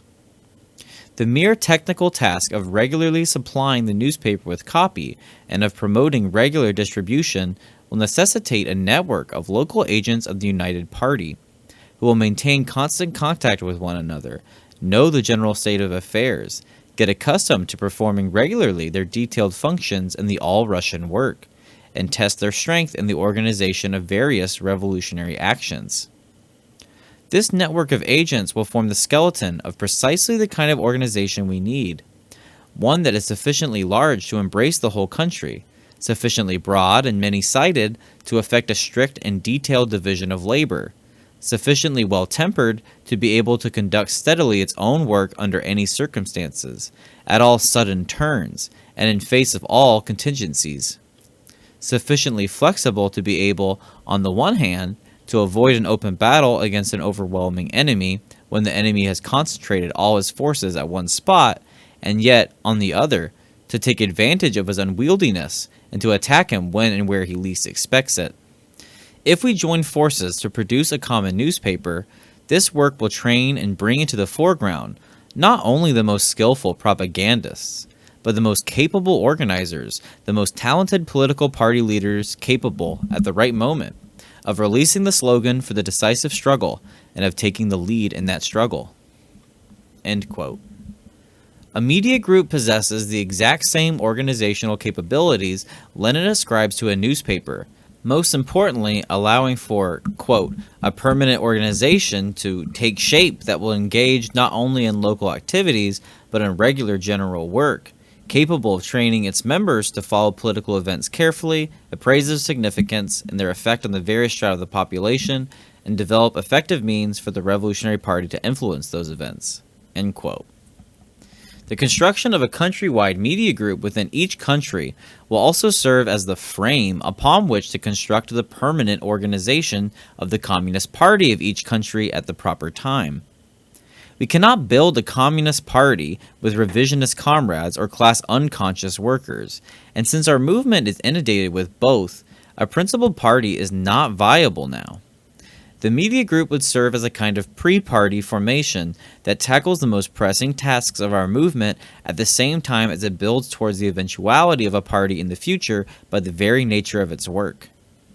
In our current period, and so long as the free speech afforded to media in the liberal societies holds out, the work we do is mostly public, aimed at the whole society, ideological production meant to unite the developed Marxists and draw out the conscious element among the working class.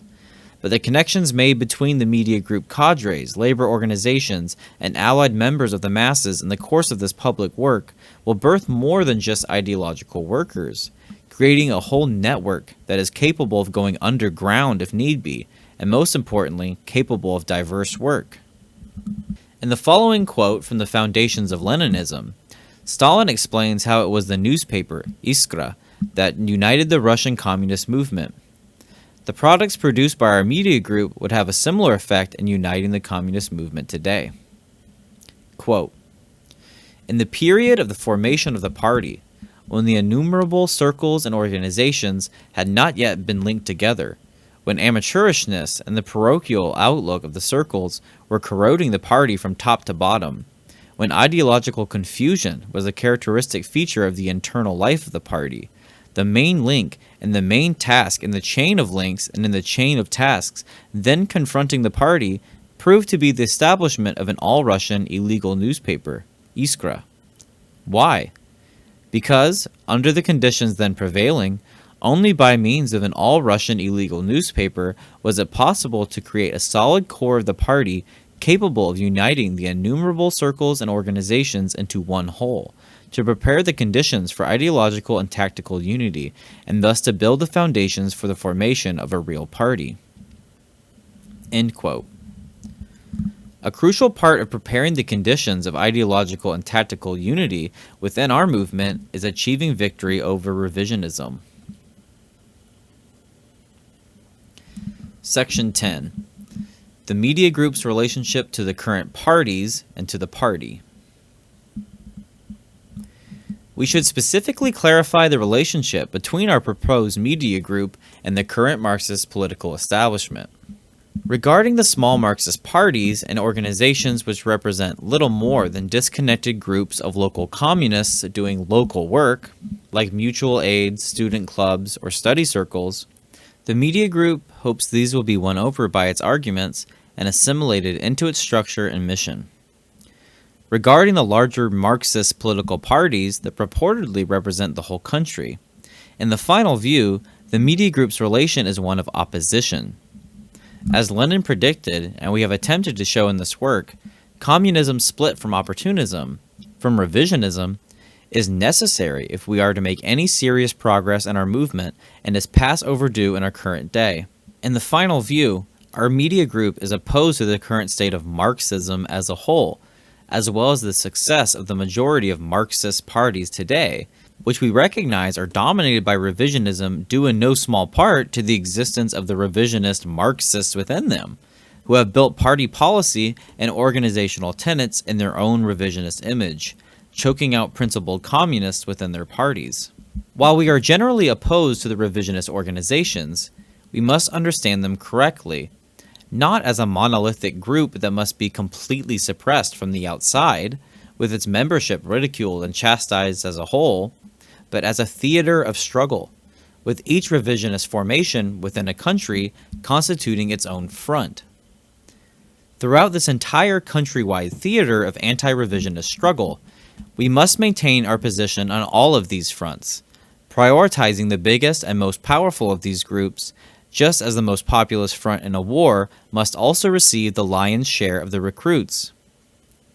Who are our fighters in this front?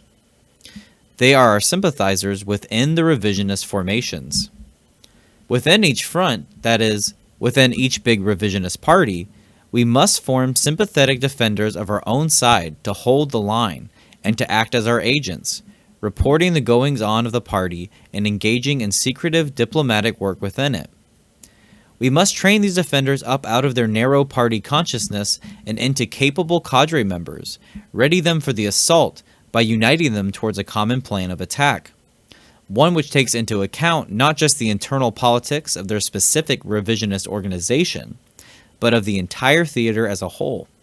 From underneath the noses of the many revisionist leaders who arbitrate over the many diverse revisionist parties and formations, we will unite all the revolutionary elements they have long ignored and sidelined, namely the principled Marxists, preparing our forces secretly for the proper time. At the proper time, when our work has reached an appropriate level of development, we will coordinate the execution of our preparations, make our presence known within the revisionist organizations, call on the entire organization to adopt proper Marxism, and seize the organization for principled communism. Only through such a real split with revision can the country gain a proper communist party.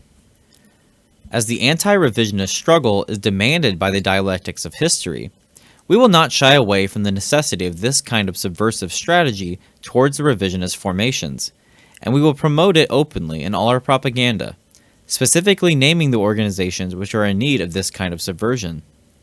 By exposing the state of revision within these organizations, comrades within them who are already forming associations with these kinds of splits in mind will be emboldened, joining the media group so as to increase their own efficacy and unite with a broader mission. In this case, the media group serves as a sort of centralized federation structure by which to facilitate the actions of different subversive groups, bringing them needed coordination within many parties simultaneously. The theory produced according to the media group's anti-revisionist line acts as the lighthouse that pulls these divided groups together ideologically, and as the media group will have open avenues for volunteers and is always looking to invite those who are principled, tested, and capable into the ranks of its professional cadres, a working body of sound anti-revisionist collaborators will be built in the course of the media group's everyday work.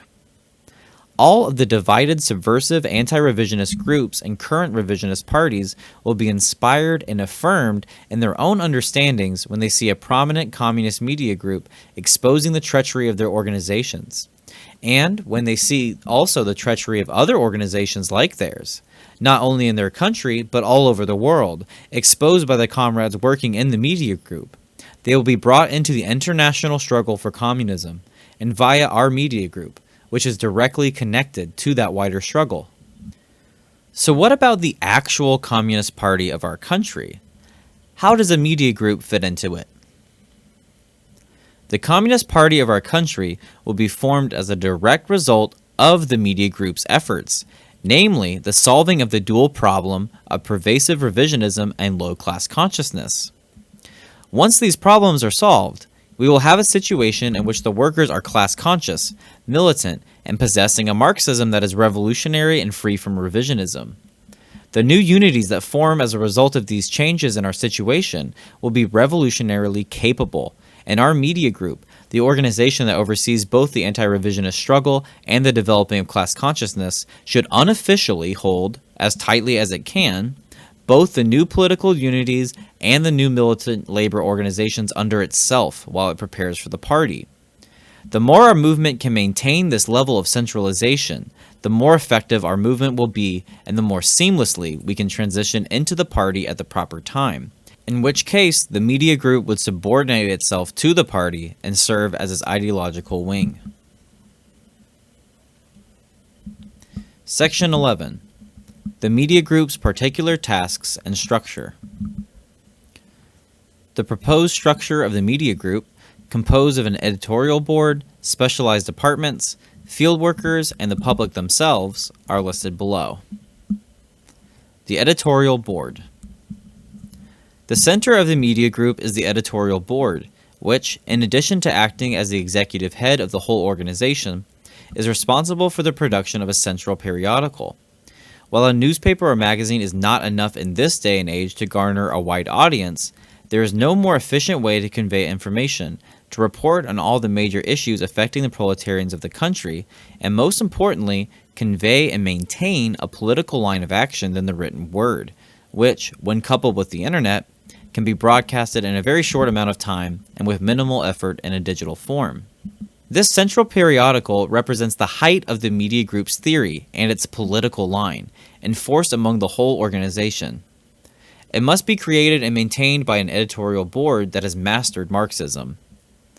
The content of the central periodical should generally be articles that highlight the different opportunist trends within communism and socialism, educating readers on the proper principled dialectical materialist view towards these issues.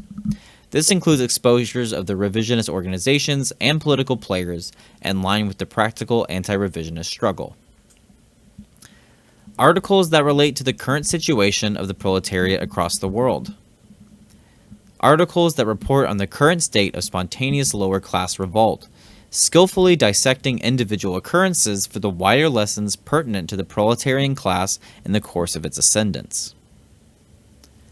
The central periodical should be released regularly and be international in character, unafraid to speak on the conditions of the working class in different countries, and capable of illuminating the uneven development of capitalist imperialism, serving as a literary product for the ascending class-conscious international proletariat. At the same time, the editorial board must keep in mind that the media group is a vehicle for organizing the proletariat of its particular country, so care must be made to tie the domestic proletariat of the nation to the international proletarian cause. As mentioned before, the editorial board should act as the core of the entire media group, as well as its chief executive body. All departments and duties regarding both the ideological products of the media group and the actions it takes in the wider sphere of organizing are authorized and overseen by it. Only by demanding this kind of staunch adherence to the editorial board and its central periodical can we hope to maintain organizational coherence and ideological unity within the group and our movement as a whole. At the same time, the media group depends on the active participation and critiques of both its membership and the public. Both organization membership and the wider public should be routinely polled, and they must be tacked into the tactical and strategic discussions which occur at higher levels. The members of the editorial board should be chosen based on their ability and knowledge of Marxism and dialectical materialism. Because of its vital importance, the editorial board's membership should be secret, and organizational systems should be put in place within the media group that trains all members up to its level of work. Specialized departments. Since the media group is a working organization, it must also have a division of labor.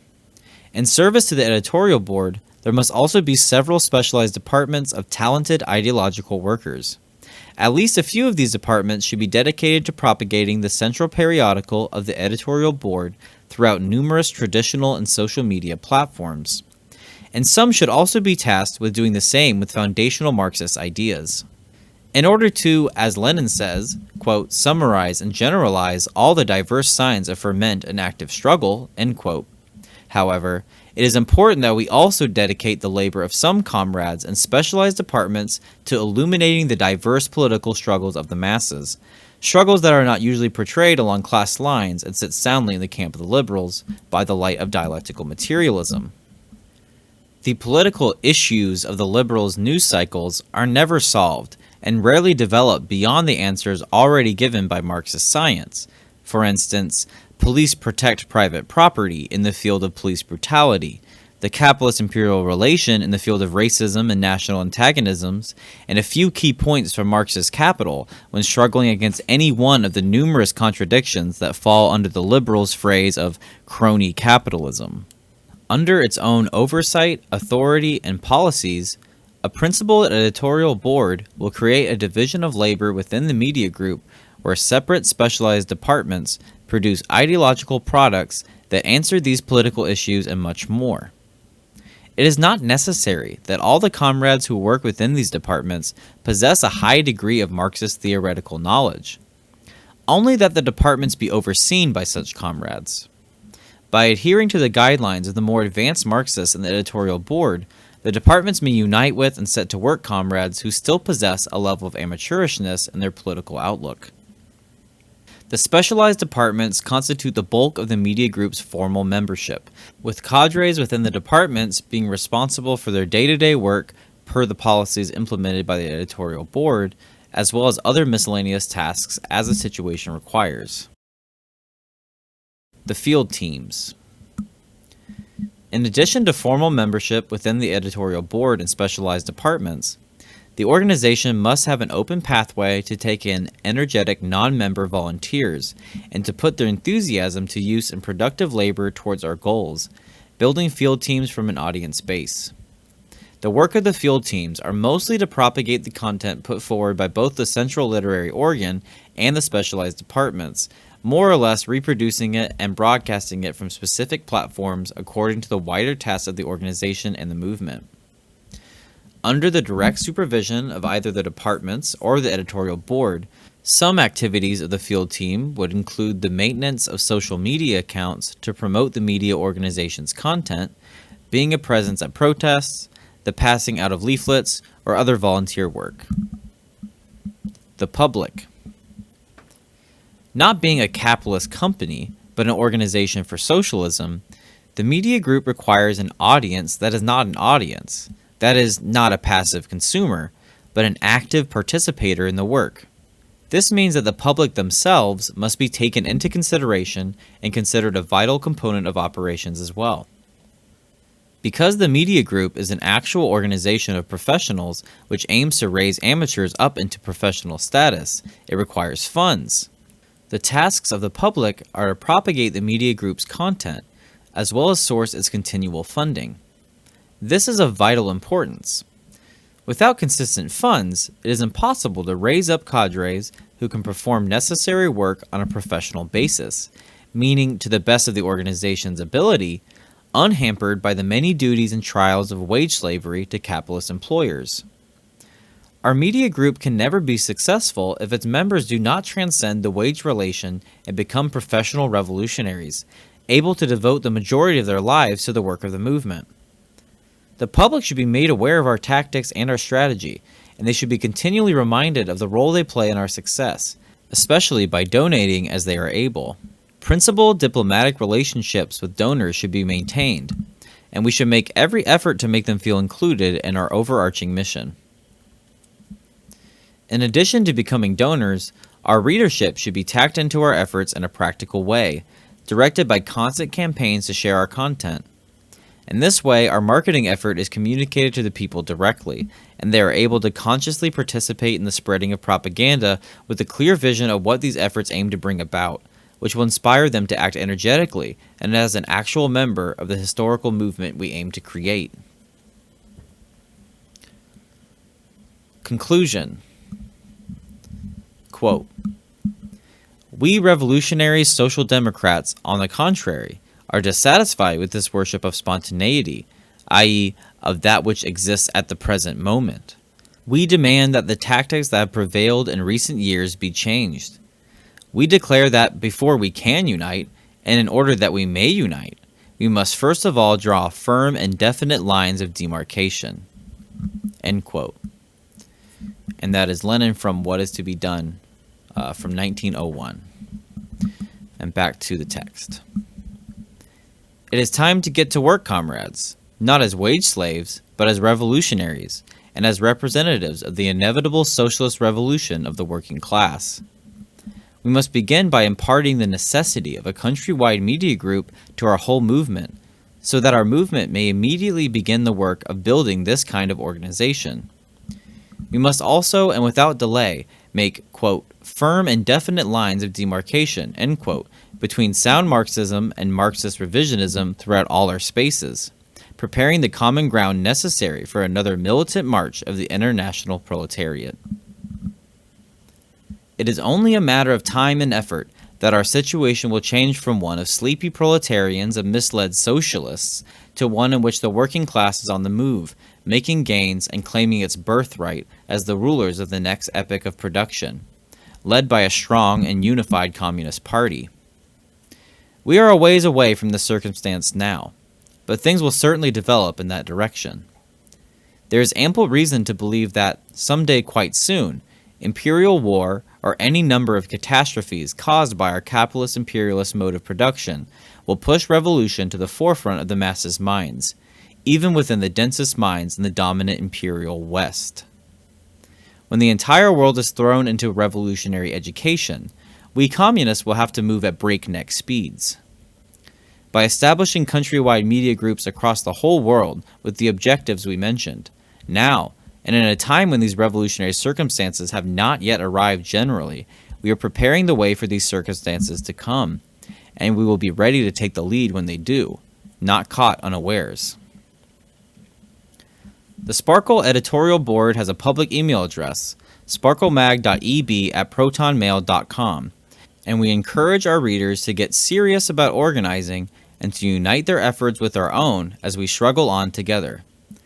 Please send us an email and ask how you can get involved today. That is the end of the main text, and now we're going to start the appendix, which is called Prominent Revisionist Trends. Because the anti-revisionist struggle is a practical struggle, we should understand revisionism in a practical way.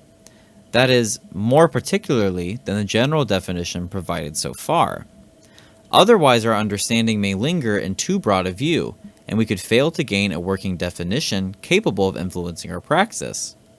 To explore revisionism's particularities, we will explore three of the most pernicious revisionist trends today, whose exploration will shed further light to revisionism as a whole. The three we will explore are Reformism, Eclecticism, and Social-Chauvinism.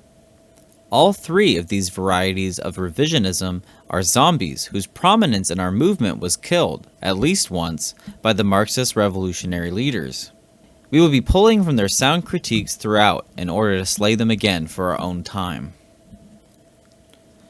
Section 1. Reformism. In 1924, speaking of the communists who rejected the true Marxist strategy of revolution put forward by the Bolsheviks, Stalin wrote, quote, "The parties of the Second International are unfit for the revolutionary struggle of the proletariat. They are not militant parties of the proletariat, leading the workers to power, but election machines adapted for parliamentary elections and parliamentary struggle. This, in fact, explains why, in the days when the opportunists of the Second International were in the ascendancy, it was not the party, but its parliamentary group that was the chief political organization of the proletariat. It is well known that the party at that time was really an appendage and subsidiary of the parliamentary group. It scarcely needs proof that under such circumstances, and with such a party at the helm, there could be no question of preparing the proletariat for revolution." End quote. Stalin's depiction of the parties of the Second International here is a good example of an organization that belongs to the first revisionist trend we will discuss, Reformism. Reformism is a very old trend of the revisionists that holds that the revolutionary seizure of the state and private property by the proletarian class is unnecessary, outdated, too violent, authoritarian, or otherwise outside the realm of proper tactics. Instead of the workers seizing power and organizing the state as the dictatorship of the proletarian class, they believed that social activism and the electoral process of bourgeois society can serve the workers' revolution and should be the primary tactics used. Many reformist Marxists deny the revolutionary overthrow of the bourgeoisie entirely, while others do not display their ignorance so boldly. They might even profess their allegiance to revolution in words, but they deny it by their actions. Though they think themselves different, they become energetic dues payers and laborers in parties of reform, or even outright liberal parties. But, in their own minds at least, they are all for a revolutionary overthrow of the oppressor, and are only engaging the basest reformism as a temporary tactic until things pick up. A revolutionary in words only, and a reformist in action. Whatever flavor, and disregarding any individual justifications, reformists of all varieties deny actual revolution, either outright in their theories, or, like the deluded rearguardists just described, through their inability to understand how it may come about organizationally, and their subsequent bowing to unrevolutionary bourgeois politics as a middle ground. Liberal democracy, the dictatorship of the bourgeoisie. Despite what the reformist Marxists say, the recognition of the limits of bourgeois democracy and the necessity of propagating revolution has always been a foundational tenet of Marxism. From this tenet, the demand for practical revolutionary preparedness on the part of the working class as a whole, and especially the communists, follows. There really is no excuse on the part of the reformist Marxists for denying the, quote, immediate aim of the communists, end quote, that Marx and Engels themselves made clear in the manifesto. Quote, the immediate aim of the communists is the same as that of all the other proletarian parties: formation of the proletariat into a class, overthrow of the bourgeois supremacy, conquest of political power by the proletariat. End quote. A huge portion of probably Lenin's most famous work, The State and Revolution, is a critique of the reformists who denied the Marxist foundational truth that the proletariat must conquer political power and carry out the, quote, overthrow of the bourgeois supremacy, end quote. We include a section of that work below, in which Lenin references Engels' concerns about the limits of voting and universal suffrage within the bourgeois state. Quote, we must also note that Engels is most explicit in calling universal suffrage as well an instrument of bourgeois rule. Universal suffrage, he says, obviously taking account of the long experience of German social democracy, is the gauge of the maturity of the working class. It cannot and never will be anything more in the present state. The petty bourgeois Democrats, such as our socialist revolutionaries and Mensheviks, and also their twin brothers, all the social chauvinists and opportunists of Western Europe, expect just this more from universal suffrage. They themselves share and instill into the minds of the people the false notion that universal suffrage, in the present-day state, is really capable of revealing the will of the majority of the working people and of securing its realization. End quote. As it was in Lenin's time, whatever passes for democracy within the class rule of the capitalists is not capable of bringing about real societal change of the kind we desperately need, and the kind all communists necessarily advocate for, meaning the overturning of bourgeois power and the empowering of the proletarian class. The democracy of capitalist society belongs to the capitalist system. It grew up as a way of solving the interclass disputes between rival landowners and as a way to justify the rule of the state post-feudalism.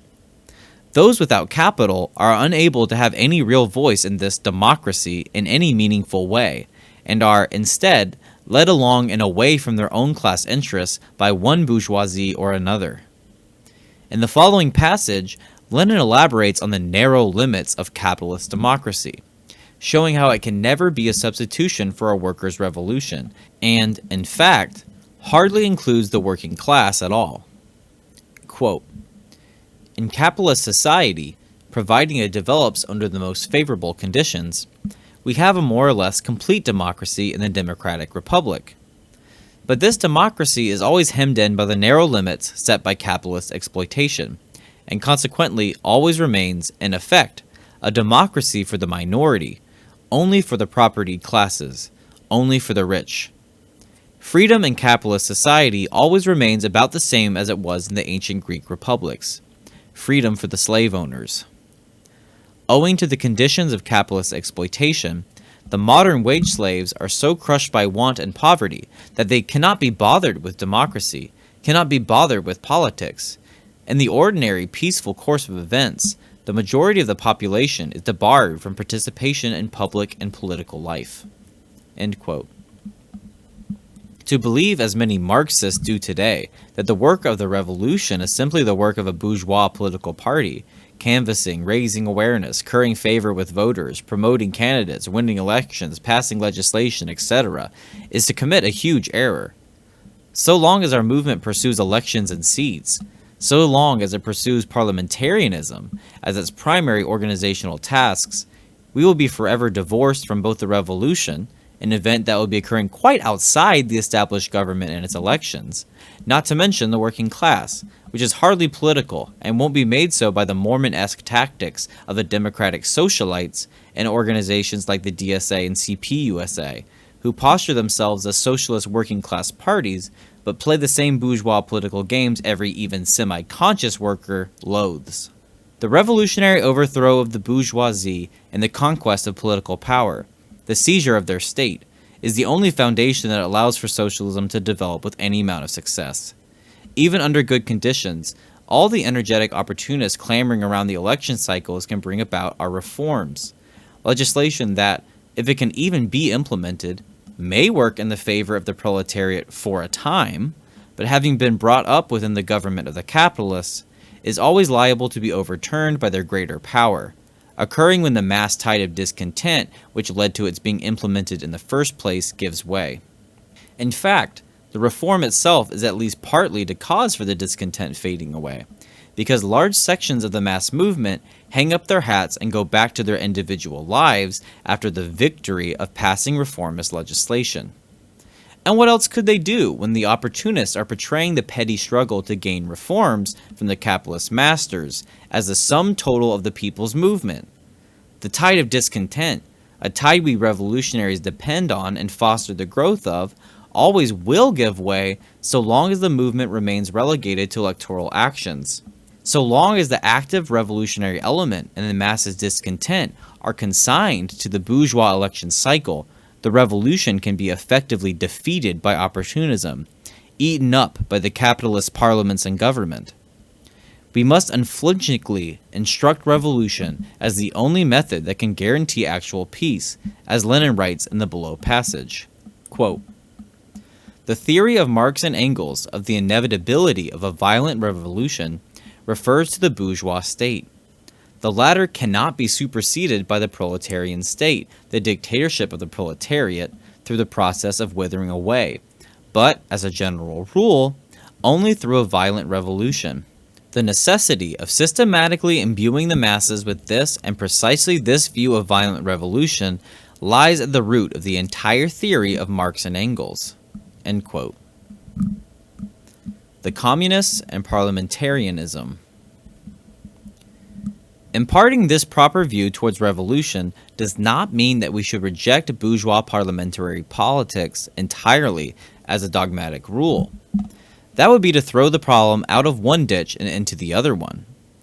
It would be immensely foolish and impractical of our movement to reject an opportunity to run socialist candidates within the government of our enemies, which would allow us to put proletarian legislation in front of the whole society, carry out numerous reforms, and increase the tactical efficacy of our movement. But we should partake of this eventuality not out of some childish notion that doing so alone is capable of bringing about a revolution, or that winning votes and seats is always the best use of our resources. Additionally, the candidates themselves would certainly be members of a centralized and sound communist party of ideologically unified Marxists that possessed and propagated revolutionary aims and tactics outside the realm of bourgeois government, and when needed, legality for that matter. This is a stark contrast to the socialist politicians as they are now, willing members usually of liberal bourgeois political parties, only socialists in the minds of the ignorant non-class socialists, and in the idealist and absurd mental schemas, ignorant rearguard Marxists dream up and substitute for material dialectics, justifying their theories by mindlessly repeating the words material conditions. These rearguardists must have forgotten that winning reforms from the bourgeois government will be immensely more effective if we adhere to revolutionary preparedness and revolutionary aims. Revolution serving as the material force, pressurizing the establishment to bend to the demands of the working masses and enact reforms. In the Foundations of Leninism, Stalin breaks down the difference between revolutionary and reformist tactics as follows. Quote, "The revolutionary will accept a reform in order to use it as an aid in combining legal work with illegal work and to intensify, under its cover, the illegal work for the revolutionary preparation of the masses for the overthrow of the bourgeoisie. That is the essence of making revolutionary use of reforms and agreements under the conditions of imperialism. The reformist, on the contrary, will accept reforms in order to renounce all illegal work, to thwart the preparation of the masses for the revolution, and to rest in the shade of bestowed reforms. That is the essence of reformist tactics." End quote. Revolutionary preparedness, in conjunction with parliamentary work, gives us the benefit of direct connections inside the establishment of the enemy, which is why it is not proper to reject parliamentarianism entirely, but, as Stalin says, to, quote, use it as an aid to intensify the movement's illegal work. The proper orientation of the communists towards parliamentarianism is to understand the very real limits of socialist electoral power under a capitalist government, and to subordinate parliamentarianism to the aims of revolutionary materialist dialectics and Marxist-Leninist science, which shows us a more profound path of political strategy than bourgeois democracy is capable of. We cannot reject parliamentary struggle, but we definitely cannot be like the Reformists, accepting the high-sounding ideas of bourgeois parliamentarianism as a substitution for Marxist dialectics and the empowerment of the proletarian class. Rather, we must always subject parliamentarianism to, quote, genuinely revolutionary proletarian criticism, end quote, as Lenin says in the below passage. By doing so, we can understand parliamentarianism in a holistic way and put it to actual revolutionary use. Quote, the professional cabinet ministers and parliamentarians, the traitors to the proletariat and the practical socialists of our day, have left all criticism of parliamentarianism to the anarchists, and on this wonderfully reasonable ground, they denounce all criticism of parliamentarianism as anarchism. It is not surprising that the proletariat of the advanced parliamentary countries, disgusted with such socialists, has been with increasing frequency giving its sympathies to anarcho-syndicalism, in spite of the fact that the latter is merely the twin brother of opportunism. For Marx, however, revolutionary dialectics was never the empty fashionable phrase, the toy rattle which Plekhanov, Kautsky, and others have made it. Marx knew how to break with anarchism ruthlessly for its inability to make use even of the pigsty of bourgeois parliamentarianism, especially when the situation was obviously not revolutionary. But at the same time, he knew how to subject parliamentarianism to genuinely revolutionary proletarian criticism. To decide once every few years which members of the ruling class is to repress and crush the people through parliament. That is the real essence of bourgeois parliamentarianism, not only in parliamentary constitutional monarchies, but also in the most democratic republics. End quote.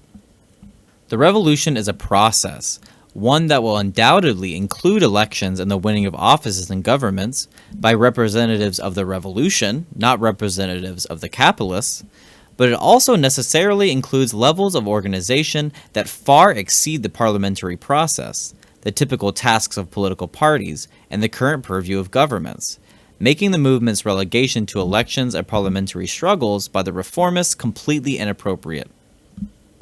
Our organizational tasks are many and varied, and will be determined by the particular circumstances of the moment, but the point we emphasize here is that our tasks must be informed by our end goals. Our movement is doomed before it really even has gotten started if we obscure or downright deny the necessity of the ruling class's violent overthrow, as the reformists and all liberals do. While the reformists are a dominating force for now, we should take heart in the fact that we, as principled communists, stand with the revolutionary class, the proletariat. Even while they sleep in low-class consciousness, the workers are stirring, sometimes more and sometimes less, sometimes as workers, and more often these days as something else, but they are still stirring, still expressing their discontent, and, in the final view, walking the path that can only lead to them seeing themselves as a global and revolutionary class of labor again. When they do, they will want nothing more than to separate themselves from the reformists and adopt a revolutionary stance. We communists build the stage for the revolution now, and we agitate among the workers that they may join us, standing at the movement's head, educating the masses in its importance and where it is going. In the 1911 article, Reformism and the Social Democratic Movement, Lenin explains our role in this regard as follows. Quote, the bourgeoisie, particularly since 1905, fears revolution and loathes it. The proletariat, on the other hand, educates the masses of the people in the spirit of devotion to the idea of revolution, explains its tasks, and prepares the masses for new revolutionary battles. Whether, when, and under what circumstances the revolution materializes does not depend on the will of a particular class, but revolutionary work carried on among the masses is never wasted. This is the only kind of activity which prepares the masses for the victory of socialism." End quote. We must work to inspire revolutionary fervor in the people, quote, "devotion to the idea of revolution," end quote, as Lenin says, explaining why a violent revolution is needed so that proper tasks towards its completion can be performed. If we continue to educate the people against the necessity of a violent revolution, or against making appropriate preparations towards such an aim, as the reformists do, we make the people unprepared for the circumstances they are facing, and ultimately work against the people and their interest, not to mention Marxism. Section 2. Eclecticism. A second prominent revisionist trend is eclecticism, reflecting the forced get-alongingness of polite bourgeois society. This is the erroneous idea that left unity, or otherwise diluting unified communist organizing with the many different trends and opinions of the spontaneous revolt of the masses, is in the best interest of the socialist revolution, gives it a far reach, is being democratic, etc. Eclecticism is also reflected in multi-tendencyism, how many Marxists accept the various Marxist tendencies as inevitable groupings or even personal identities. These different Marxisms, allowed to exist side by side, lead to blatant sectarianism and organizational disunity, and the current Marxist-Leninists have not risen above the mess. Instead, they have bowed to the eclecticists and failed in the proper struggle of all communists to assert the supreme truths of Marxism-Leninism. By being dutiful rank-and-file members of non-class socialist or revisionist Marxist organizations, many Marxist-Leninists have debased themselves with eclecticism, turned Marxism-Leninism into just one of many Marxist tendencies, and forced it to share a home with many half-baked and degenerated Marxisms, many of which are objectively counter-revolutionary. Under these circumstances, it is impossible for us to build the kind of class-specific and revolutionary organization we need, one based in Marxism-Leninism. Instead, and under the influence of the eclecticists, we are building an individualist circus of well-wishers, a hodgepodge of the whole society that is supremely incapable of transforming itself into a unified proletarian revolution, due in no small part to its come-one, come-all nature. Stalin pejoratively described this kind of unity as a banquet when he critiqued the Menshevik Julius Martov in 1905. Quote, "As a result of Martov's formula, we would have a queer party, whose members subscribe to the same program, and that is questionable, but differ in their tactical and organizational views. What ideal variety! In what way will our party differ from a banquet?" End quote. In the same piece, Stalin wrote, quote, "If unity of views collapses, the party collapses. Consequently, only one who fully accepts the party's program, tactics, and organizational principle can be called a party member. Only one who has adequately studied and has fully accepted our party's programmatic, tactical, and organizational views can be in the ranks of our party." End quote. An organization of revolution must be united. Despite all the hand-wringing that comes from the liberals and the anarchists regarding this point, organizational and theoretical unity based on Marxist science, the absolute bare minimum required for any practical Marxist organization, is all that is essentially demanded by us so-called Leninist authoritarians. Any actually thinking Marxist must adopt the vanguardist strategies of Marxism-Leninism if they want an actual communist movement that is actually capable.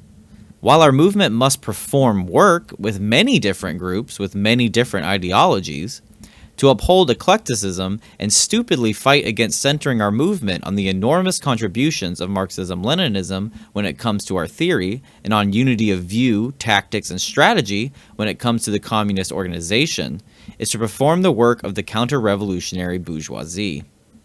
Eclecticism upholds our movement's current state of fragmentation, suppresses Marxism's theoretical development, suppresses class consciousness, misleads the workers, and invites our movement's disintegration into sectarianism and factionalism, invites its defeat. Eclecticism is a common revisionist error because it seems to be more practical when compared to us so-called authoritarian communists that gatekeep around theory. At first glance, the diverse organizations and groups the eclecticists produce may seem to be more open to information, energetic, and on the ground with the movement. However, as Lenin explains in the following excerpt from The State and Revolution, this is just an illusion. Quote, "Dialectics are replaced by eclecticism. This is the most usual, the most widespread practice to be met with in present-day official social democratic literature in relation to Marxism. This sort of substitution is, of course, nothing new. It was observed even in the history of classical Greek philosophy. In falsifying Marxism in opportunist fashion, the substitution of eclecticism for dialectics is the easiest way of deceiving the people. It gives an illusory satisfaction. It seems to take into account all sides of the process, all trends of development, all the conflicting influences, and so forth, whereas in reality it provides no integral and revolutionary conception of the process of social development at all." End quote. While the eclecticists see their unities with revisionists or non-Marxists as practical, a real practical consequence of their bad Marxism is the inevitable sidelining of proper Marxism and its tactics with idealism and the non-revolutionary tactics of the revolting bourgeoisie, who saturate the spontaneous movement due to their greater capital and power.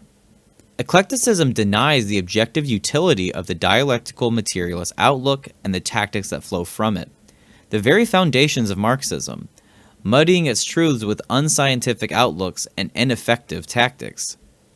This only obscures the material relations between people, their class relation, and keeps actual revolutionaries from creating appropriate divisions, like the ones that must be made between good tactics and bad tactics, and between oppressor classes and the oppressed. Without this shared understanding, our movement is incapable of development.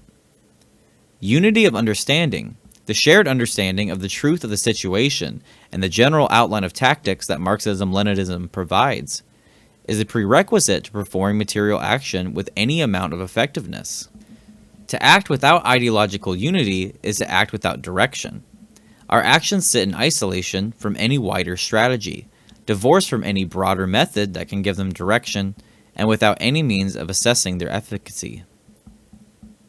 To unite strong revolutionaries for the cause of socialism requires strong theory, and this means we must divide from weak theories and weak Marxists, as Lenin says in the below passage from What is to be Done.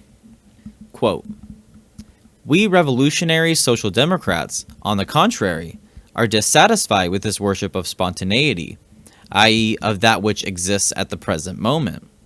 We demand that the tactics that have prevailed in recent years be changed. We declare that before we can unite, and in order that we may unite, we must first of all draw firm and definite lines of demarcation." End quote. Asserting the strength of Marxism-Leninism against all other theories is necessary for the development of socialism. But under the influence of the eclecticists, our principles are forced to contend with so many faulty theories that Marxism-Leninism is disabled from becoming the dominant ideology, which it must be if the working class is to achieve its revolutionary goals. By rejecting the heights of Marxism-Leninism and preferring the company of the lowly spontaneous revolters, eclecticists showcase the typical opportunism Lenin ascribes to revisionists generally. They perfectly display what he means when he says that revisionism sacrifices the primary interest of the proletariat for the, quote, real or assumed advantages of the moment. The eclecticists assume that, since they are in a wide group of many different opinions and persons, that the problems of the movement will be solved due to having so many solvers on the job. This assumption is based in ignorance of Marxism, which has already revealed true strategy and tactics to the masses. It is also based in opportunism, since upholding true Marxism-Leninism is not known to bring you many personal treats, and opportunists of all flavors will remain where the struggle is light and breezy, or deny it entirely, maintaining always their bourgeois ways of life before letting Marxism influence it in any real way. Upholding Marxism-Leninism and developing Marxism. Marxism-Leninism is the most advanced contribution to Marxism to date, and set the historical path of the revolution for the age of capitalist imperialism we currently occupy. It was given to the world through the works of Lenin, and put into practice by the Bolsheviks and the Communist Party of the Soviet Union, who made his theories more profound while they carried out socialist construction up to the revisionist period of the 1960s. It was by the light of these contributions that Mao and his comrades carried out the socialist revolution in China, a revolution which experienced oscillating success up until its own revisionist turn and defeat under Deng in the 1980s, which put revisionist Marxist China on the road of capitalist reform it currently occupies. The defining and implementation of the dictatorship of the proletariat, a united revolutionary force of state that acts for the whole proletarian class, is one of the most integral contributions to Marxism made by Lenin, and its necessity must be upheld. Stalin describes this necessity in the following section from the Foundations of Leninism.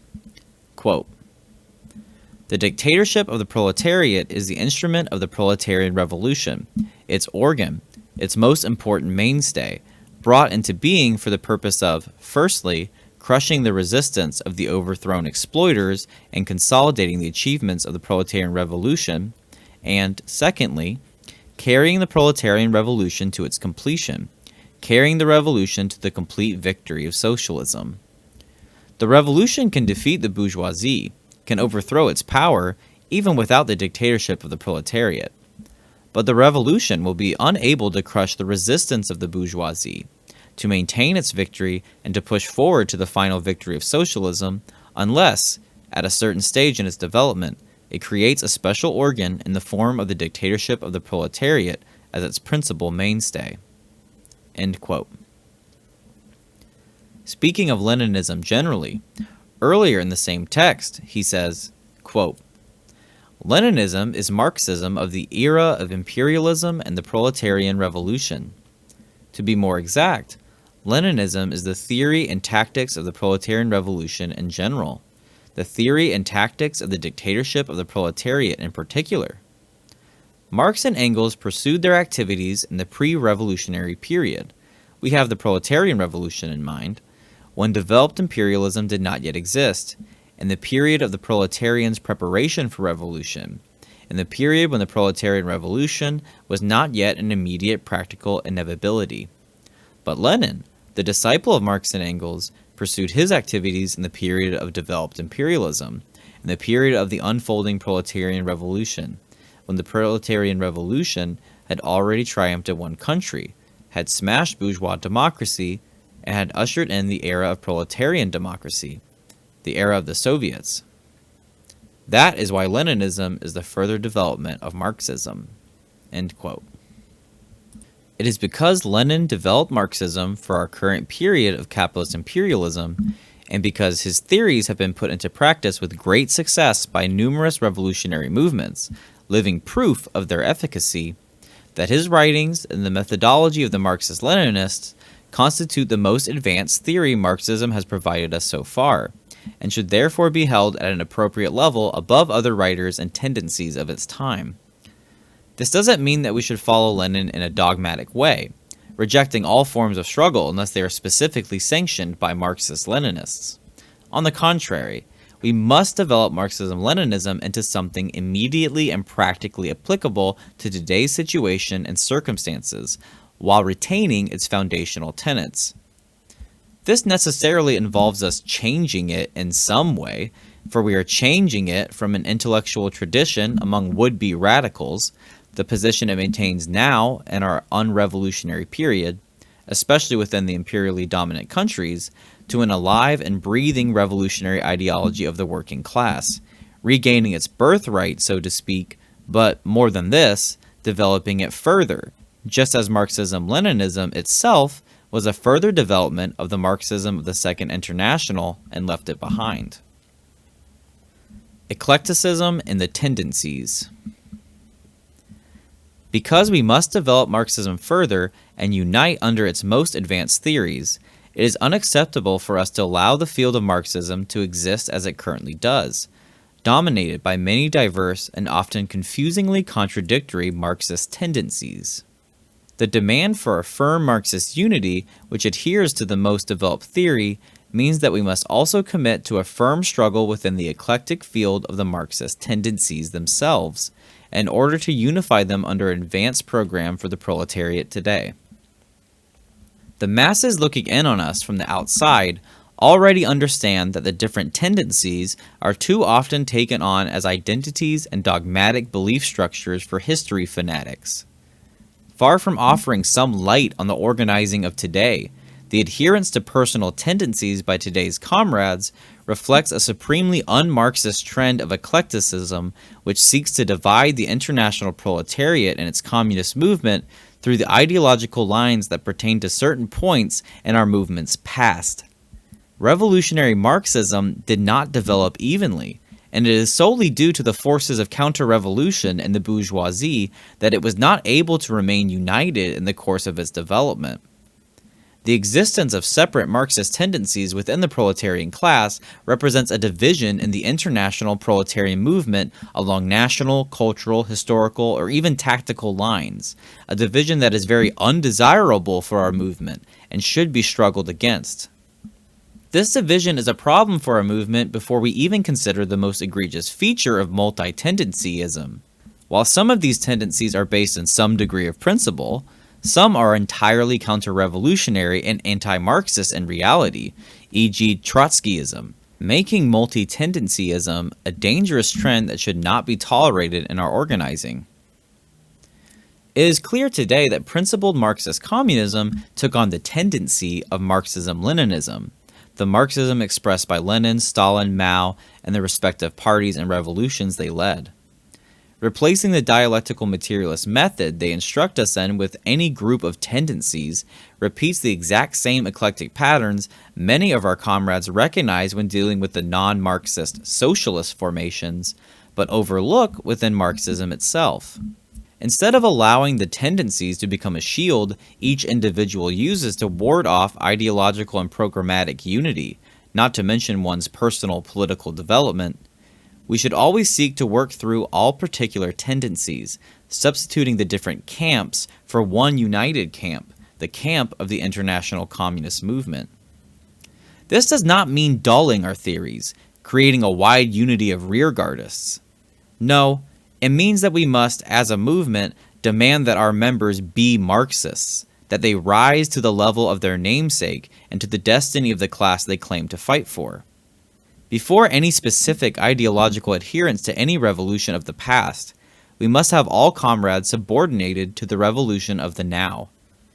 Our movement must apply the most developed theories of Marxism-Leninism to the situation of the international working class as it exists today, creating a political line upon which all our work can be subordinated.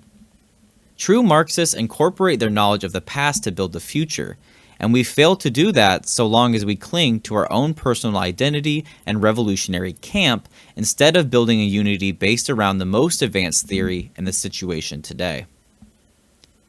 To combat the divisive effect of the tendencies, we should not paint ourselves as Marxist-Leninists advocating for the supremacy of the Marxist-Leninist tendency, though surely we are and we do advocate for this, but as revolutionary Marxists utilizing the most advanced revolutionary theory, Marxism-Leninism, with the intention of advancing it further in the course of our revolutionary activities, taking it out of history and into living and breathing revolutionary life.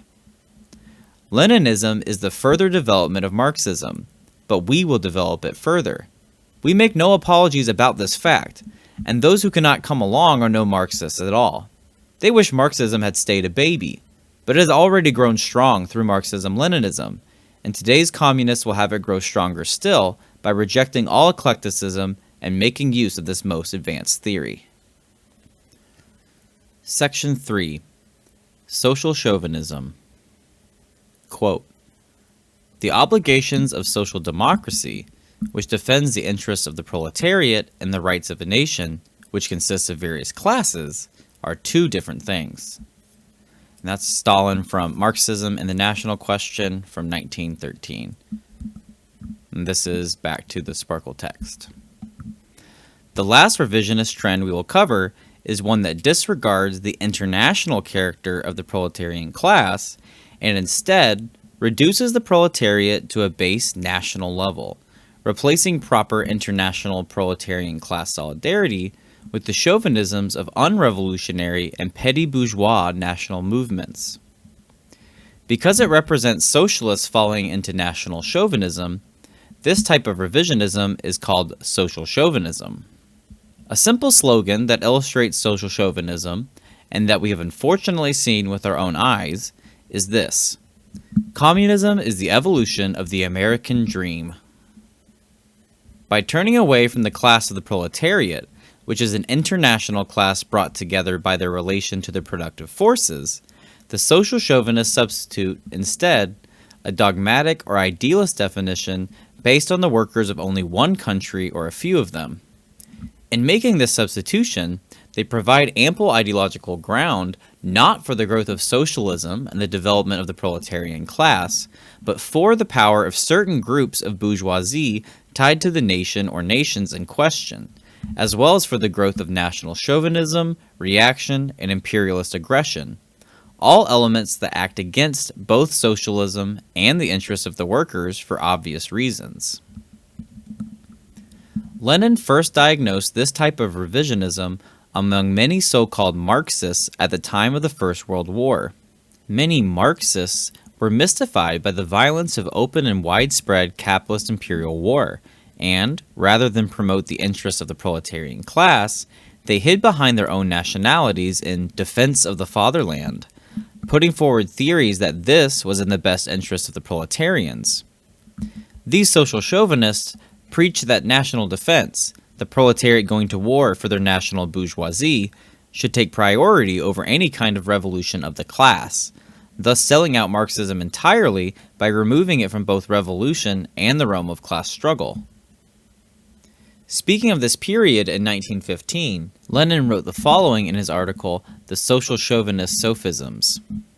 Quote, "For decades, a conflict between revolutionary social democratic and the opportunist elements was developing within European socialism. The crisis has come to a head. The abscess has burst as a result of the war.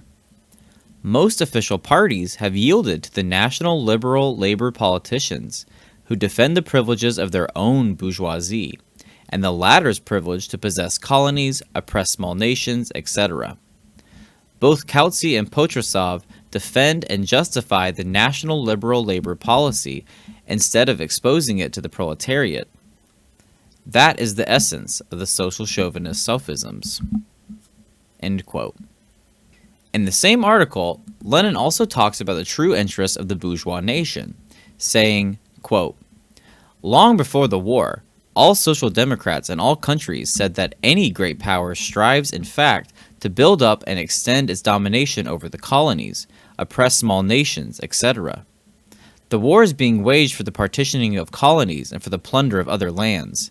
Thieves have fallen out, and it is a brazen bourgeois lie to claim that, at this particular moment, some thief is getting the worse of it. To do so is to present the thieves' interests as those of the people or the fatherland. We must speak the truth to the people who are suffering from the war. That truth is no defense can be put up against sufferings of wartime unless the government and the bourgeoisie of every belligerent country are overthrown. To defend Belgium by means of throttling Galicia or Hungary is no defense of the fatherland." End quote. Here, Lenin expertly reveals the logic of those social chauvinist comrades of ours who bow to the base and often jingoistic national sentiments of countries. Paraphrasing slightly, Lenin calls their thinking the logic of thieves and not of the people. This is because it supports the class of thieves, the bourgeoisie. Actual communists understand that, underneath the system of global capitalism, the nation means a bourgeois nation, and that the measure of any nation's autonomy is really a measure of how big a hunk of imperialist super profit can or cannot be gained by that nation's bourgeoisie. Accordingly, the real class nature of national movements is that they are movements of one country's bourgeoisie against another's. The bourgeoisie involved in the national struggle require the proletarians to serve as their foot soldiers and as the rank and file of their organizations. Otherwise, there would hardly be a movement of the nation at all.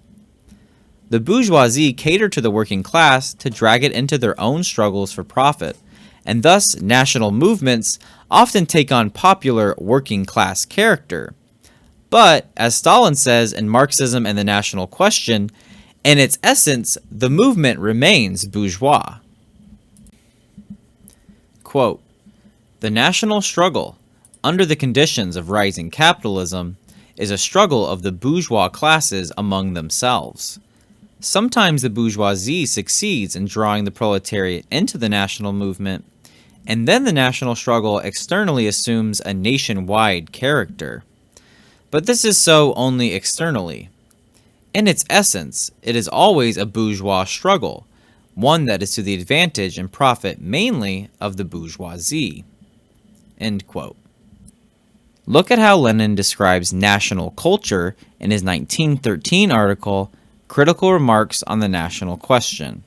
Quote, "The elements of democratic and socialist culture are present, if only in rudimentary form, in every national culture, since in every nation there are toiling and exploited masses, whose conditions of life inevitably give rise to the ideology of democracy and socialism.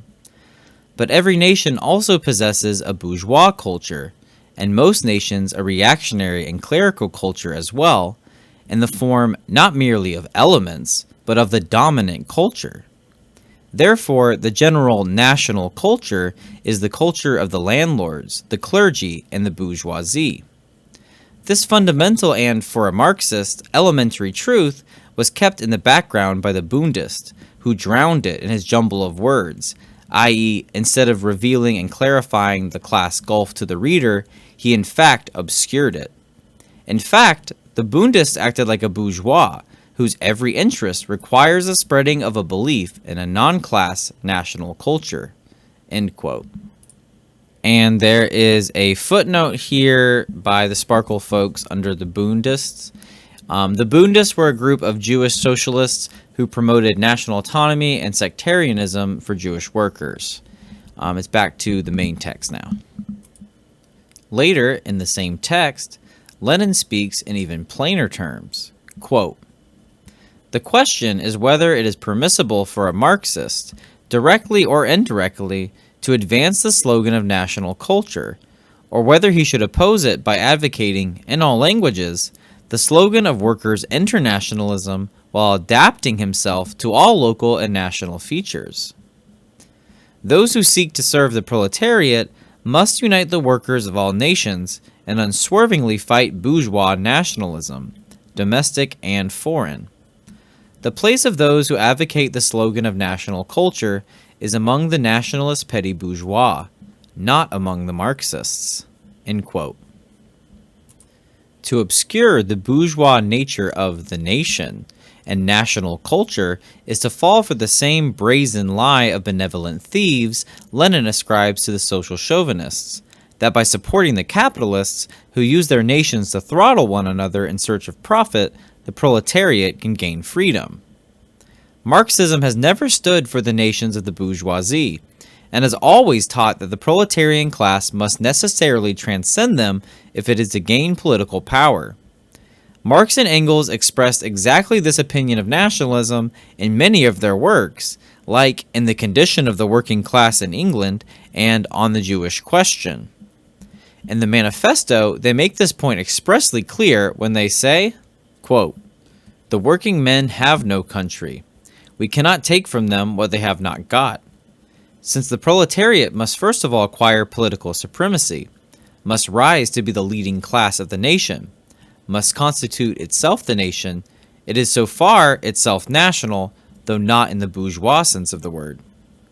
National differences and antagonism between peoples are daily more and more vanishing, owing to the development of the bourgeoisie, to freedom of commerce, to the world market, to uniformity in the mode of production and in the conditions of life corresponding thereto." End quote. Read these, admittedly, somewhat long selections taken from Stalin's Marxism and the National Question, which explains the development of the bourgeois nation in some detail. Quote, "A nation is not merely a historical category, but a historical category belonging to a definite epoch, the epoch of rising capitalism. The process of elimination of feudalism and development of capitalism is at the same time a process of the constitution of people into nations. Such, for instance, was the case in Western Europe. The British, French, Germans, Italians, and others were formed into nations at the time of the victorious advance of capitalism and its triumph over feudal disunity. But the formation of nations in those instances at the same time signified their conversion into independent national states. Matters proceeded somewhat differently in Eastern Europe. Whereas in the West nations developed into states, in the East multinational states were formed, states consisting of several nationalities. Such are Austria-Hungary and Russia. In Austria, the Germans proved to be politically the most developed, and they took it upon themselves to unite the Austrian nationalities into a state. In Hungary, the most adapted for state organization were the Magyars, the core of the Hungarian nationalities, and it was they who united Hungary. In Russia, the uniting of the nationalities was undertaken by the Great Russians, who were headed by a historically formed, powerful, and well-organized aristocratic military bureaucracy. This special method of formation of states could take place only where feudalism had not yet been eliminated, where capitalism was feebly developed, where the nationalities, which had been forced into the background, had not yet been able to consolidate themselves economically into integral nations. The nations were becoming economically consolidated. Capitalism, erupting into the tranquil life of the nationalities which had been pushed into the background, was arousing them and stirring them into action. The development of the press and the theater, the activity of the Reichsrat, Austria, and of the Duma, Russia, were helping to strengthen national sentiments. The intelligentsia that had arisen was being imbued with the national idea and was acting in the same direction. And there's a footnote by Sparkyl on Reichsrat and Duma.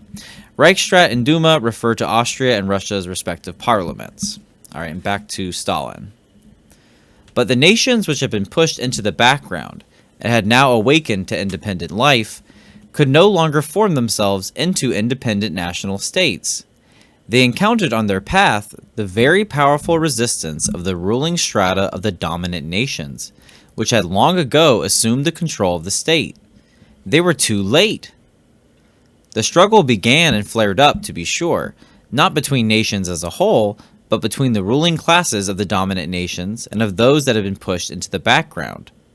The struggle is usually conducted by the urban petty bourgeoisie of the oppressed nation against the big bourgeoisie of the dominant nation, Czechs and Germans, or by the rural bourgeoisie of the oppressed nation against the landlords of the dominant nation, Ukrainians in Poland, or by the whole national bourgeoisie of the oppressed nations against the ruling nobility of the dominant nation, Poland, Lithuania, and the Ukraine in Russia. The bourgeoisie plays the leading role. The chief problem for the young bourgeoisie is the problem of the market. Its aim is to sell its goods and to emerge victorious from competition with the bourgeoisie of a different nationality. Hence its desire to secure its home market. The market is the first school in which the bourgeoisie learns its nationalism. But matters are usually not confined to the market. The semi-feudal, semi-bourgeois bureaucracy of the dominant nation intervenes in the struggle with its own methods of arresting and preventing. The bourgeoisie, whether big or small, of the dominant nation is able to deal more swiftly and decisively with its competitor. Forces are united, and a series of restrictive measures is put into operation against the alien bourgeoisie, measures passing into acts of repression. The struggle spreads from the economic sphere to the political sphere. Restriction of freedom of movement, repression of language, restriction of franchise, closing of schools, religious restrictions, and so on are piled upon the head of the competitor. Of course, such measures are designed not only in the interest of the bourgeois classes of the dominant nation, but also in furtherance of the specifically cased aims, so to speak, of the ruling bureaucracy. But from the point of view of the results achieved, this is quite immaterial. The bourgeois classes and the bureaucracy in this matter go hand in hand, whether it be in Austria-Hungary or in Russia. The bourgeoisie of the oppressed nation, repressed on every hand, is naturally stirred into movement. It appeals to its native folk and begins to shout about the fatherland, claiming that its own cause is the cause of the nation as a whole. It recruits itself an army from among its countrymen in the interests of the fatherland. Nor do the folk always remain unresponsive to its appeals. They rally around its banner. The repression from above affects them too and provokes their discontent. Thus, the national movement begins. End quote. It's clear from Stalin's excellent explanation of the national movement and the development of countries that the nations are not all equal, and that dominant nations always try to impose their will on the weaker ones. But Lenin and Stalin both understood, as do all principled Marxists, that the nation is an organization for the market first and foremost, and an organization for the bourgeoisie. What was Lenin and the Bolsheviks' alternative to the thieves' slogan, "Defense of the Homeland"? Quote, "The only correct proletarian slogan is to transform the present imperialist war into a civil war. This transformation flows from all the objective conditions of the current military disaster, and only by systematically propagandizing and agitating in that direction can the workers' parties fulfill the obligations they undertook at Ball. That is the only kind of tactics that will be truly revolutionary working class tactics, corresponding to the conditions of the new historical epoch." And this is the footnote underneath Ball from Lenin Collected Works. Quote, "A reference to the extraordinary International Socialist Congress held at Ball at November 24th and 25th, 1912. It was called to decide on the question of fighting the looming danger of an imperialist world war, a danger that was intensified by the outbreak of the First Balkan War. The Congress was attended by 555 delegates. The RSDLP-CC sent 6 delegates. On the opening day, there was a massive anti-war demonstration and an international rally against war." End quote. And this is back to the Sparkyl text. Clearly, to advocate for civil war in the face of imperialist war is quite a different tactic than hiding like a coward behind the legs of one's national bourgeoisie. Lenin is being a consistent communist in this case, never forgetting the central aim of the revolution, political power for the proletariat, and correctly seeing the opportunity to gain it due to the antagonisms between rivaling states. We must educate the workers and the masses not to be afraid of turmoil, civil war, or occupation by foreign governments, because these are signs of instability in the rule of our oppressors, and ultimately signify immense revolutionary opportunity. In short, we must adapt to any political form the bourgeois state above us takes as it shakes and reels from its many contradictions and antagonisms, both internal and external, in our period of decaying capitalism. We must expect and exploit this change, guiding the process towards its inevitable conclusion in proletarian revolution and the state form of the dictatorship of the proletariat, recognizing that only by rejecting the bourgeoisie and their state entirely can the masses achieve liberation. International National Chauvinism. In our time, and due to the decaying capitalist imperial system, social chauvinism is still expressed for one's own country. Think the national chauvinism of the American Communist Party. But it also finds an expression outward, where foreign dependent nations are the object of chauvinism. Many social chauvinists today preach that socialism must critically support bourgeois nations against their stronger imperial rivals, and this contradiction, the weak countries versus the strong countries, takes the place of the real class contradiction of the bourgeoisie versus the proletariat. Class is sidelined for the nation.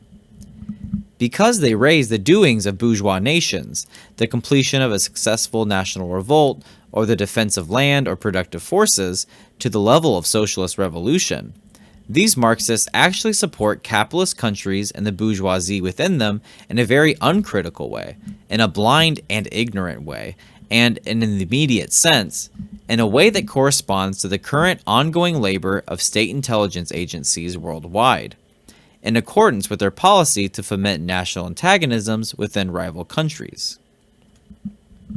We can see this kind of social chauvinism on display regarding the current discussion around the government of Iran. While the people of Iran definitely constitute a nation oppressed by the dominating imperial countries, the US most prominently, and with a government that has loudly taken up that struggle to bizarrely uphold the current reactionary government of the Ayatollah, a religious oligarchy in service to the bourgeoisie that can in no way be said to serve the proletariat of any country, not to mention the majority of the Iranian people, is to completely fall for not only the national chauvinism of the Iranian bourgeoisie, but to support also their general reaction in numerous other unprincipled ways. And yet, the social chauvinists think they are standing for Iranian liberty when they give their full-throated support to the Iranian people's oppressors. True support for the movement of the international proletariat dialectically entails opposition toward the international bourgeoisie of all countries. The national resistance movement of the Iranian people against U.S. aggression, or the aggression of any other country, should be supported, but communists and the working class cannot support reactionary forms of this struggle, and must struggle against any form of reaction taking the lead in it. To give our support to all the institutions and national artifacts of a dependent oppressed nation would be to bow to the base movement of the bourgeoisie absolutely, and to abandon the class of the proletariat, who is often oppressed by the national relics that the social chauvinists maintain in their theory and practice.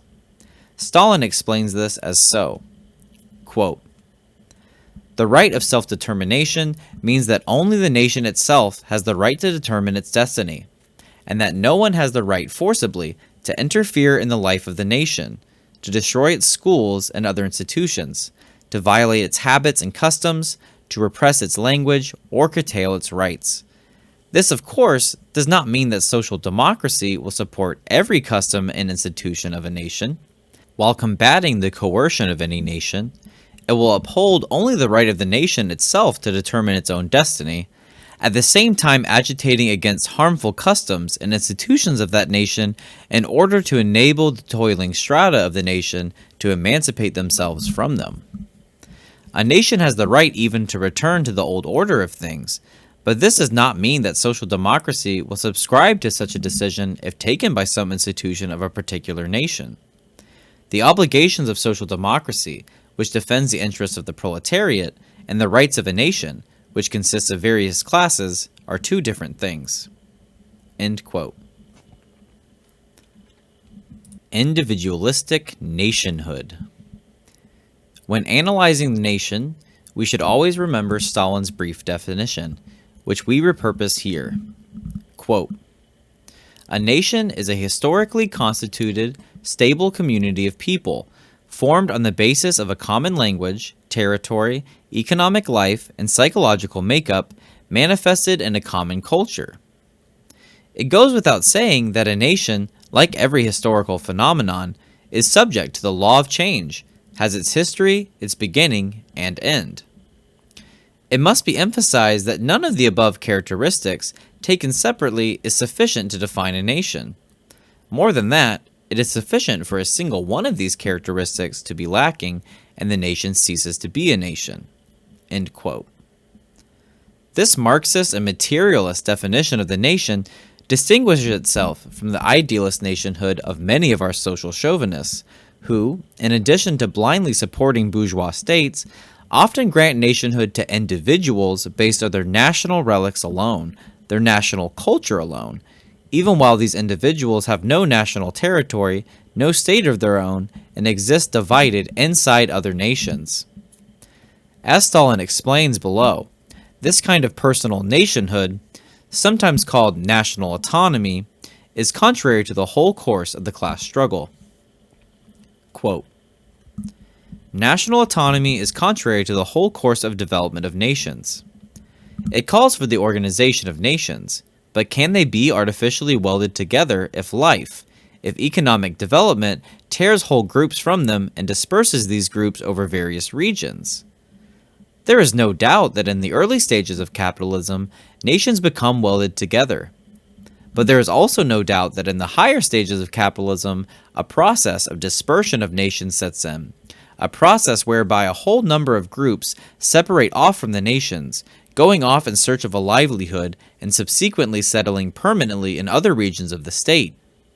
In the course of this, these settlers lose their old connections and acquire new ones in their new domicile, and from generation to generation acquire new habits and new tastes, and possibly a new language. The question arises, is it possible to unite into a single national union groups that have grown so distinct? Where are the magic links to unite what cannot be united? Is it conceivable that, for instance, the Germans of the Baltic provinces and the Germans of Transcaucasia can be united into a single nation? But if it is not conceivable and not possible, wherein does national autonomy differ from the utopia of the old nationalists, who endeavored to turn back the wheel of history? But the unity of a nation diminishes not only as a result of migration, it diminishes also from internal causes, owing to the growing acuteness of the class struggle. In the early stages of capitalism, one can still speak of a common culture of the proletariat and the bourgeoisie. But as large-scale industry develops and the class struggle becomes more and more acute, this common culture begins to melt away. One cannot seriously speak of the common culture of a nation when employers and workers of one and the same nation cease to understand each other. What common destiny can there be when the bourgeoisie thirsts for war and the proletariat declares war on war? Can a single interclass national union be formed from such opposed elements? And after this, can one speak of the union of all the members of the nation into a national cultural community? Is it not obvious that national autonomy is contrary to the whole course of the class struggle? End quote. We can see the social chauvinists make this same mistake today concerning many oppressed minorities, like with black people here in the US, Kurds in Syria, Jewish people, and especially prevalent, the descendants of pre-colonial indigenous nations. While these are certainly oppressed cultural groups who disproportionately face enormous violence at the hands of class society, they cannot be considered nations because there is no actually materially unifying force holding them together as a nation. Namely, they do not fulfill the qualifications of a nation. There is no home market or organizational structure of a state, and they exist as individuals. To portray a group of divided individuals as a nation, and then to insist on this nation's right of self-determination, is to be an idealist, as well as to stand against the proletariat and with capitalist class collaboration and capitalist exploitation. The only way for oppressed minorities to achieve lasting rights is through winning the struggle for socialism, removing the economic system which enables their continued oppression. Nationalism and Proletarian Revolution. Marxists do not support the nation, national culture, or the idealist non-class national aspirations of oppressed minorities within countries. But we still cannot excuse ourselves from the struggle of the oppressed nations, the actually existing ones, against national oppression, against the violence of dominating nations. National struggle is the result of the existence of nations, and so long as we have capitalism, we will have nations and national struggle between them, with the movement for working class liberation always having to find its footing in this tumultuous field.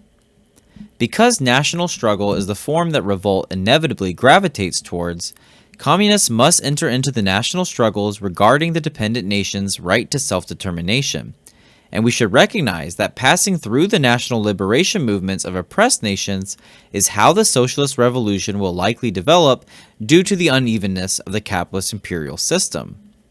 If we sit on the sideline of these struggles, we can hardly call ourselves revolutionaries or representatives of the interests of the masses. In fact, in the Foundations of Leninism, Stalin explains that, quote, "The road to victory of the revolution in the West lies through the revolutionary alliance with the liberation movement of the colonies and dependent countries against imperialism. The national question is a part of the general question of the proletarian revolution, a part of the question of the dictatorship of the proletariat." End quote. Both the Bolshevik Revolution and Mao's revolution in China were crucially informed by the national liberation movement of their respective countries against stronger imperial adversaries. However, the crucial point, the bourgeois character of these movements was able to be subordinated to the Communist Party, the party of the revolutionary proletarian class. Due to its dependent status as a nation, China especially was able to carry out a socialist revolution by incorporating sections of their nation, sections of the petty and small-level bourgeoisie, utilizing the nationalistic fervor of these sections in order to take out the country's biggest capitalists. The nationalism of China was acceptable to the revolution because the country was severely underdeveloped and dominated by stronger powers, with the most powerful capitalists dictating over the nation's policies, not actually part of the country, but foreigners, Japanese, American, and European capitalists who drained the economy and labor of the nation dry.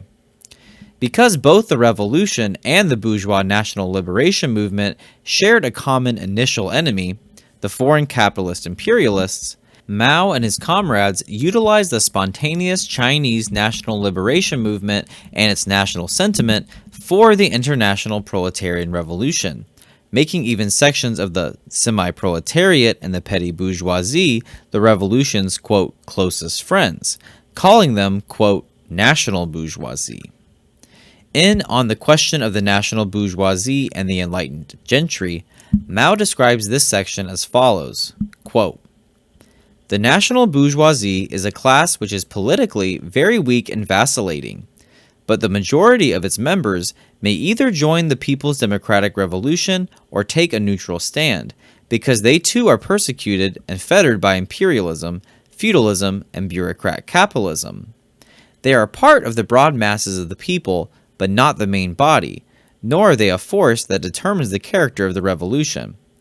However, because they are important economically and may either join in the struggle against the United States and Chiang Kai-shek or remain neutral in that struggle, it is possible and necessary for us to unite with them." End quote. In both Russia and China, the socialist revolution found its footing with the masses within the field of the national struggle, even while the mass movement, especially in its initial stages, reflected the nature and class aims of a section of disgruntled national bourgeoisie.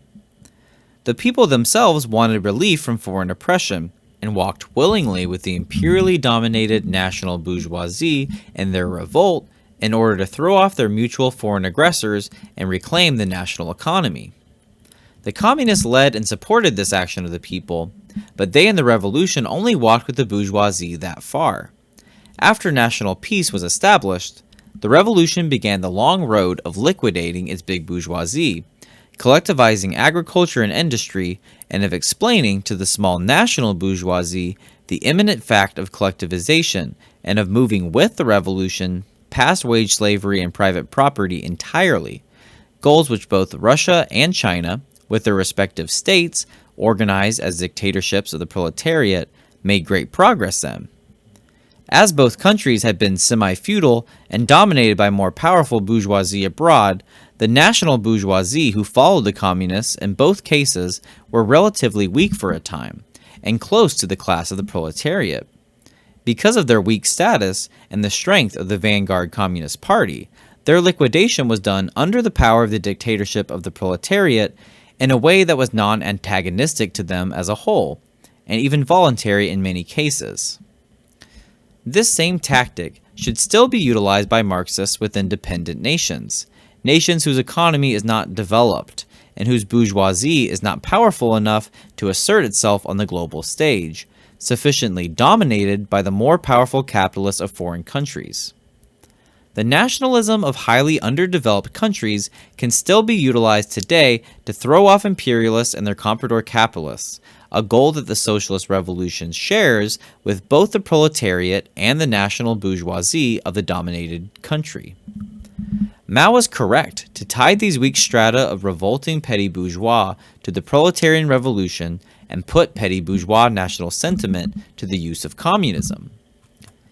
Even while the parties lost control of this section and fell to revision in the course of their development, the revolution would not have been able to gain power over society without the alliance it made with the small bourgeois. Within the dependent countries, our goal as communists and proletarians is to take charge of the spontaneous national liberation movement and turn it into a socialist revolution by educating the people on the fact that true national liberation only comes with economic liberation, liberation from bourgeois oppression and from wage slavery. It's obvious that this correct Marxist tactic and view of the situation regarding dependent nations is not the same as the bare-faced nationalism of the social-chauvinists. Communists do not support nationalism, but we still must see the national movement with clear eyes and recognize that we miss out on enormous revolutionary opportunity when we fail to make use of the national movement within the dependent countries, creating temporary alliances with the bourgeoisie who are weak. The situation within these countries is always more or less turning towards national revolt due to the oppression caused by foreign financial capitalists, and communists must enter into this revolt on the side of the working class. They must ensure that the proletariat is heard and their class demands are met in an otherwise bourgeois-dominated movement, all the while educating the masses in their right to take power and establish the dictatorship of the proletariat over and against the bourgeoisie who usually head the national movement. Communism must enter into the national movement in oppressed countries and transform it out of a base movement of the bourgeoisie for national liberty, market profit, and into a socialist revolution for the whole class of the proletariat. The uneven capitalist imperial system requires differing tactics for the dominant versus the dominated countries, and different views towards the national movements depending on which side of the contradiction they land. To support national movements for the imperially dominant nations is to become a reactionary in the purest way, whereas to not support the national movements of dependent nations is to put oneself outside the revolution, and hence be an unwitting abettor to reaction and counter-revolution by other means. To be able to discern proper revolutionary tactics within the capitalist imperial system and avoid the pitfalls of bourgeois nationalism and social chauvinism requires a sound dialectical materialist understanding, as well as a firm grasp of theory, global economy, and a general understanding of the working class situation among different locales.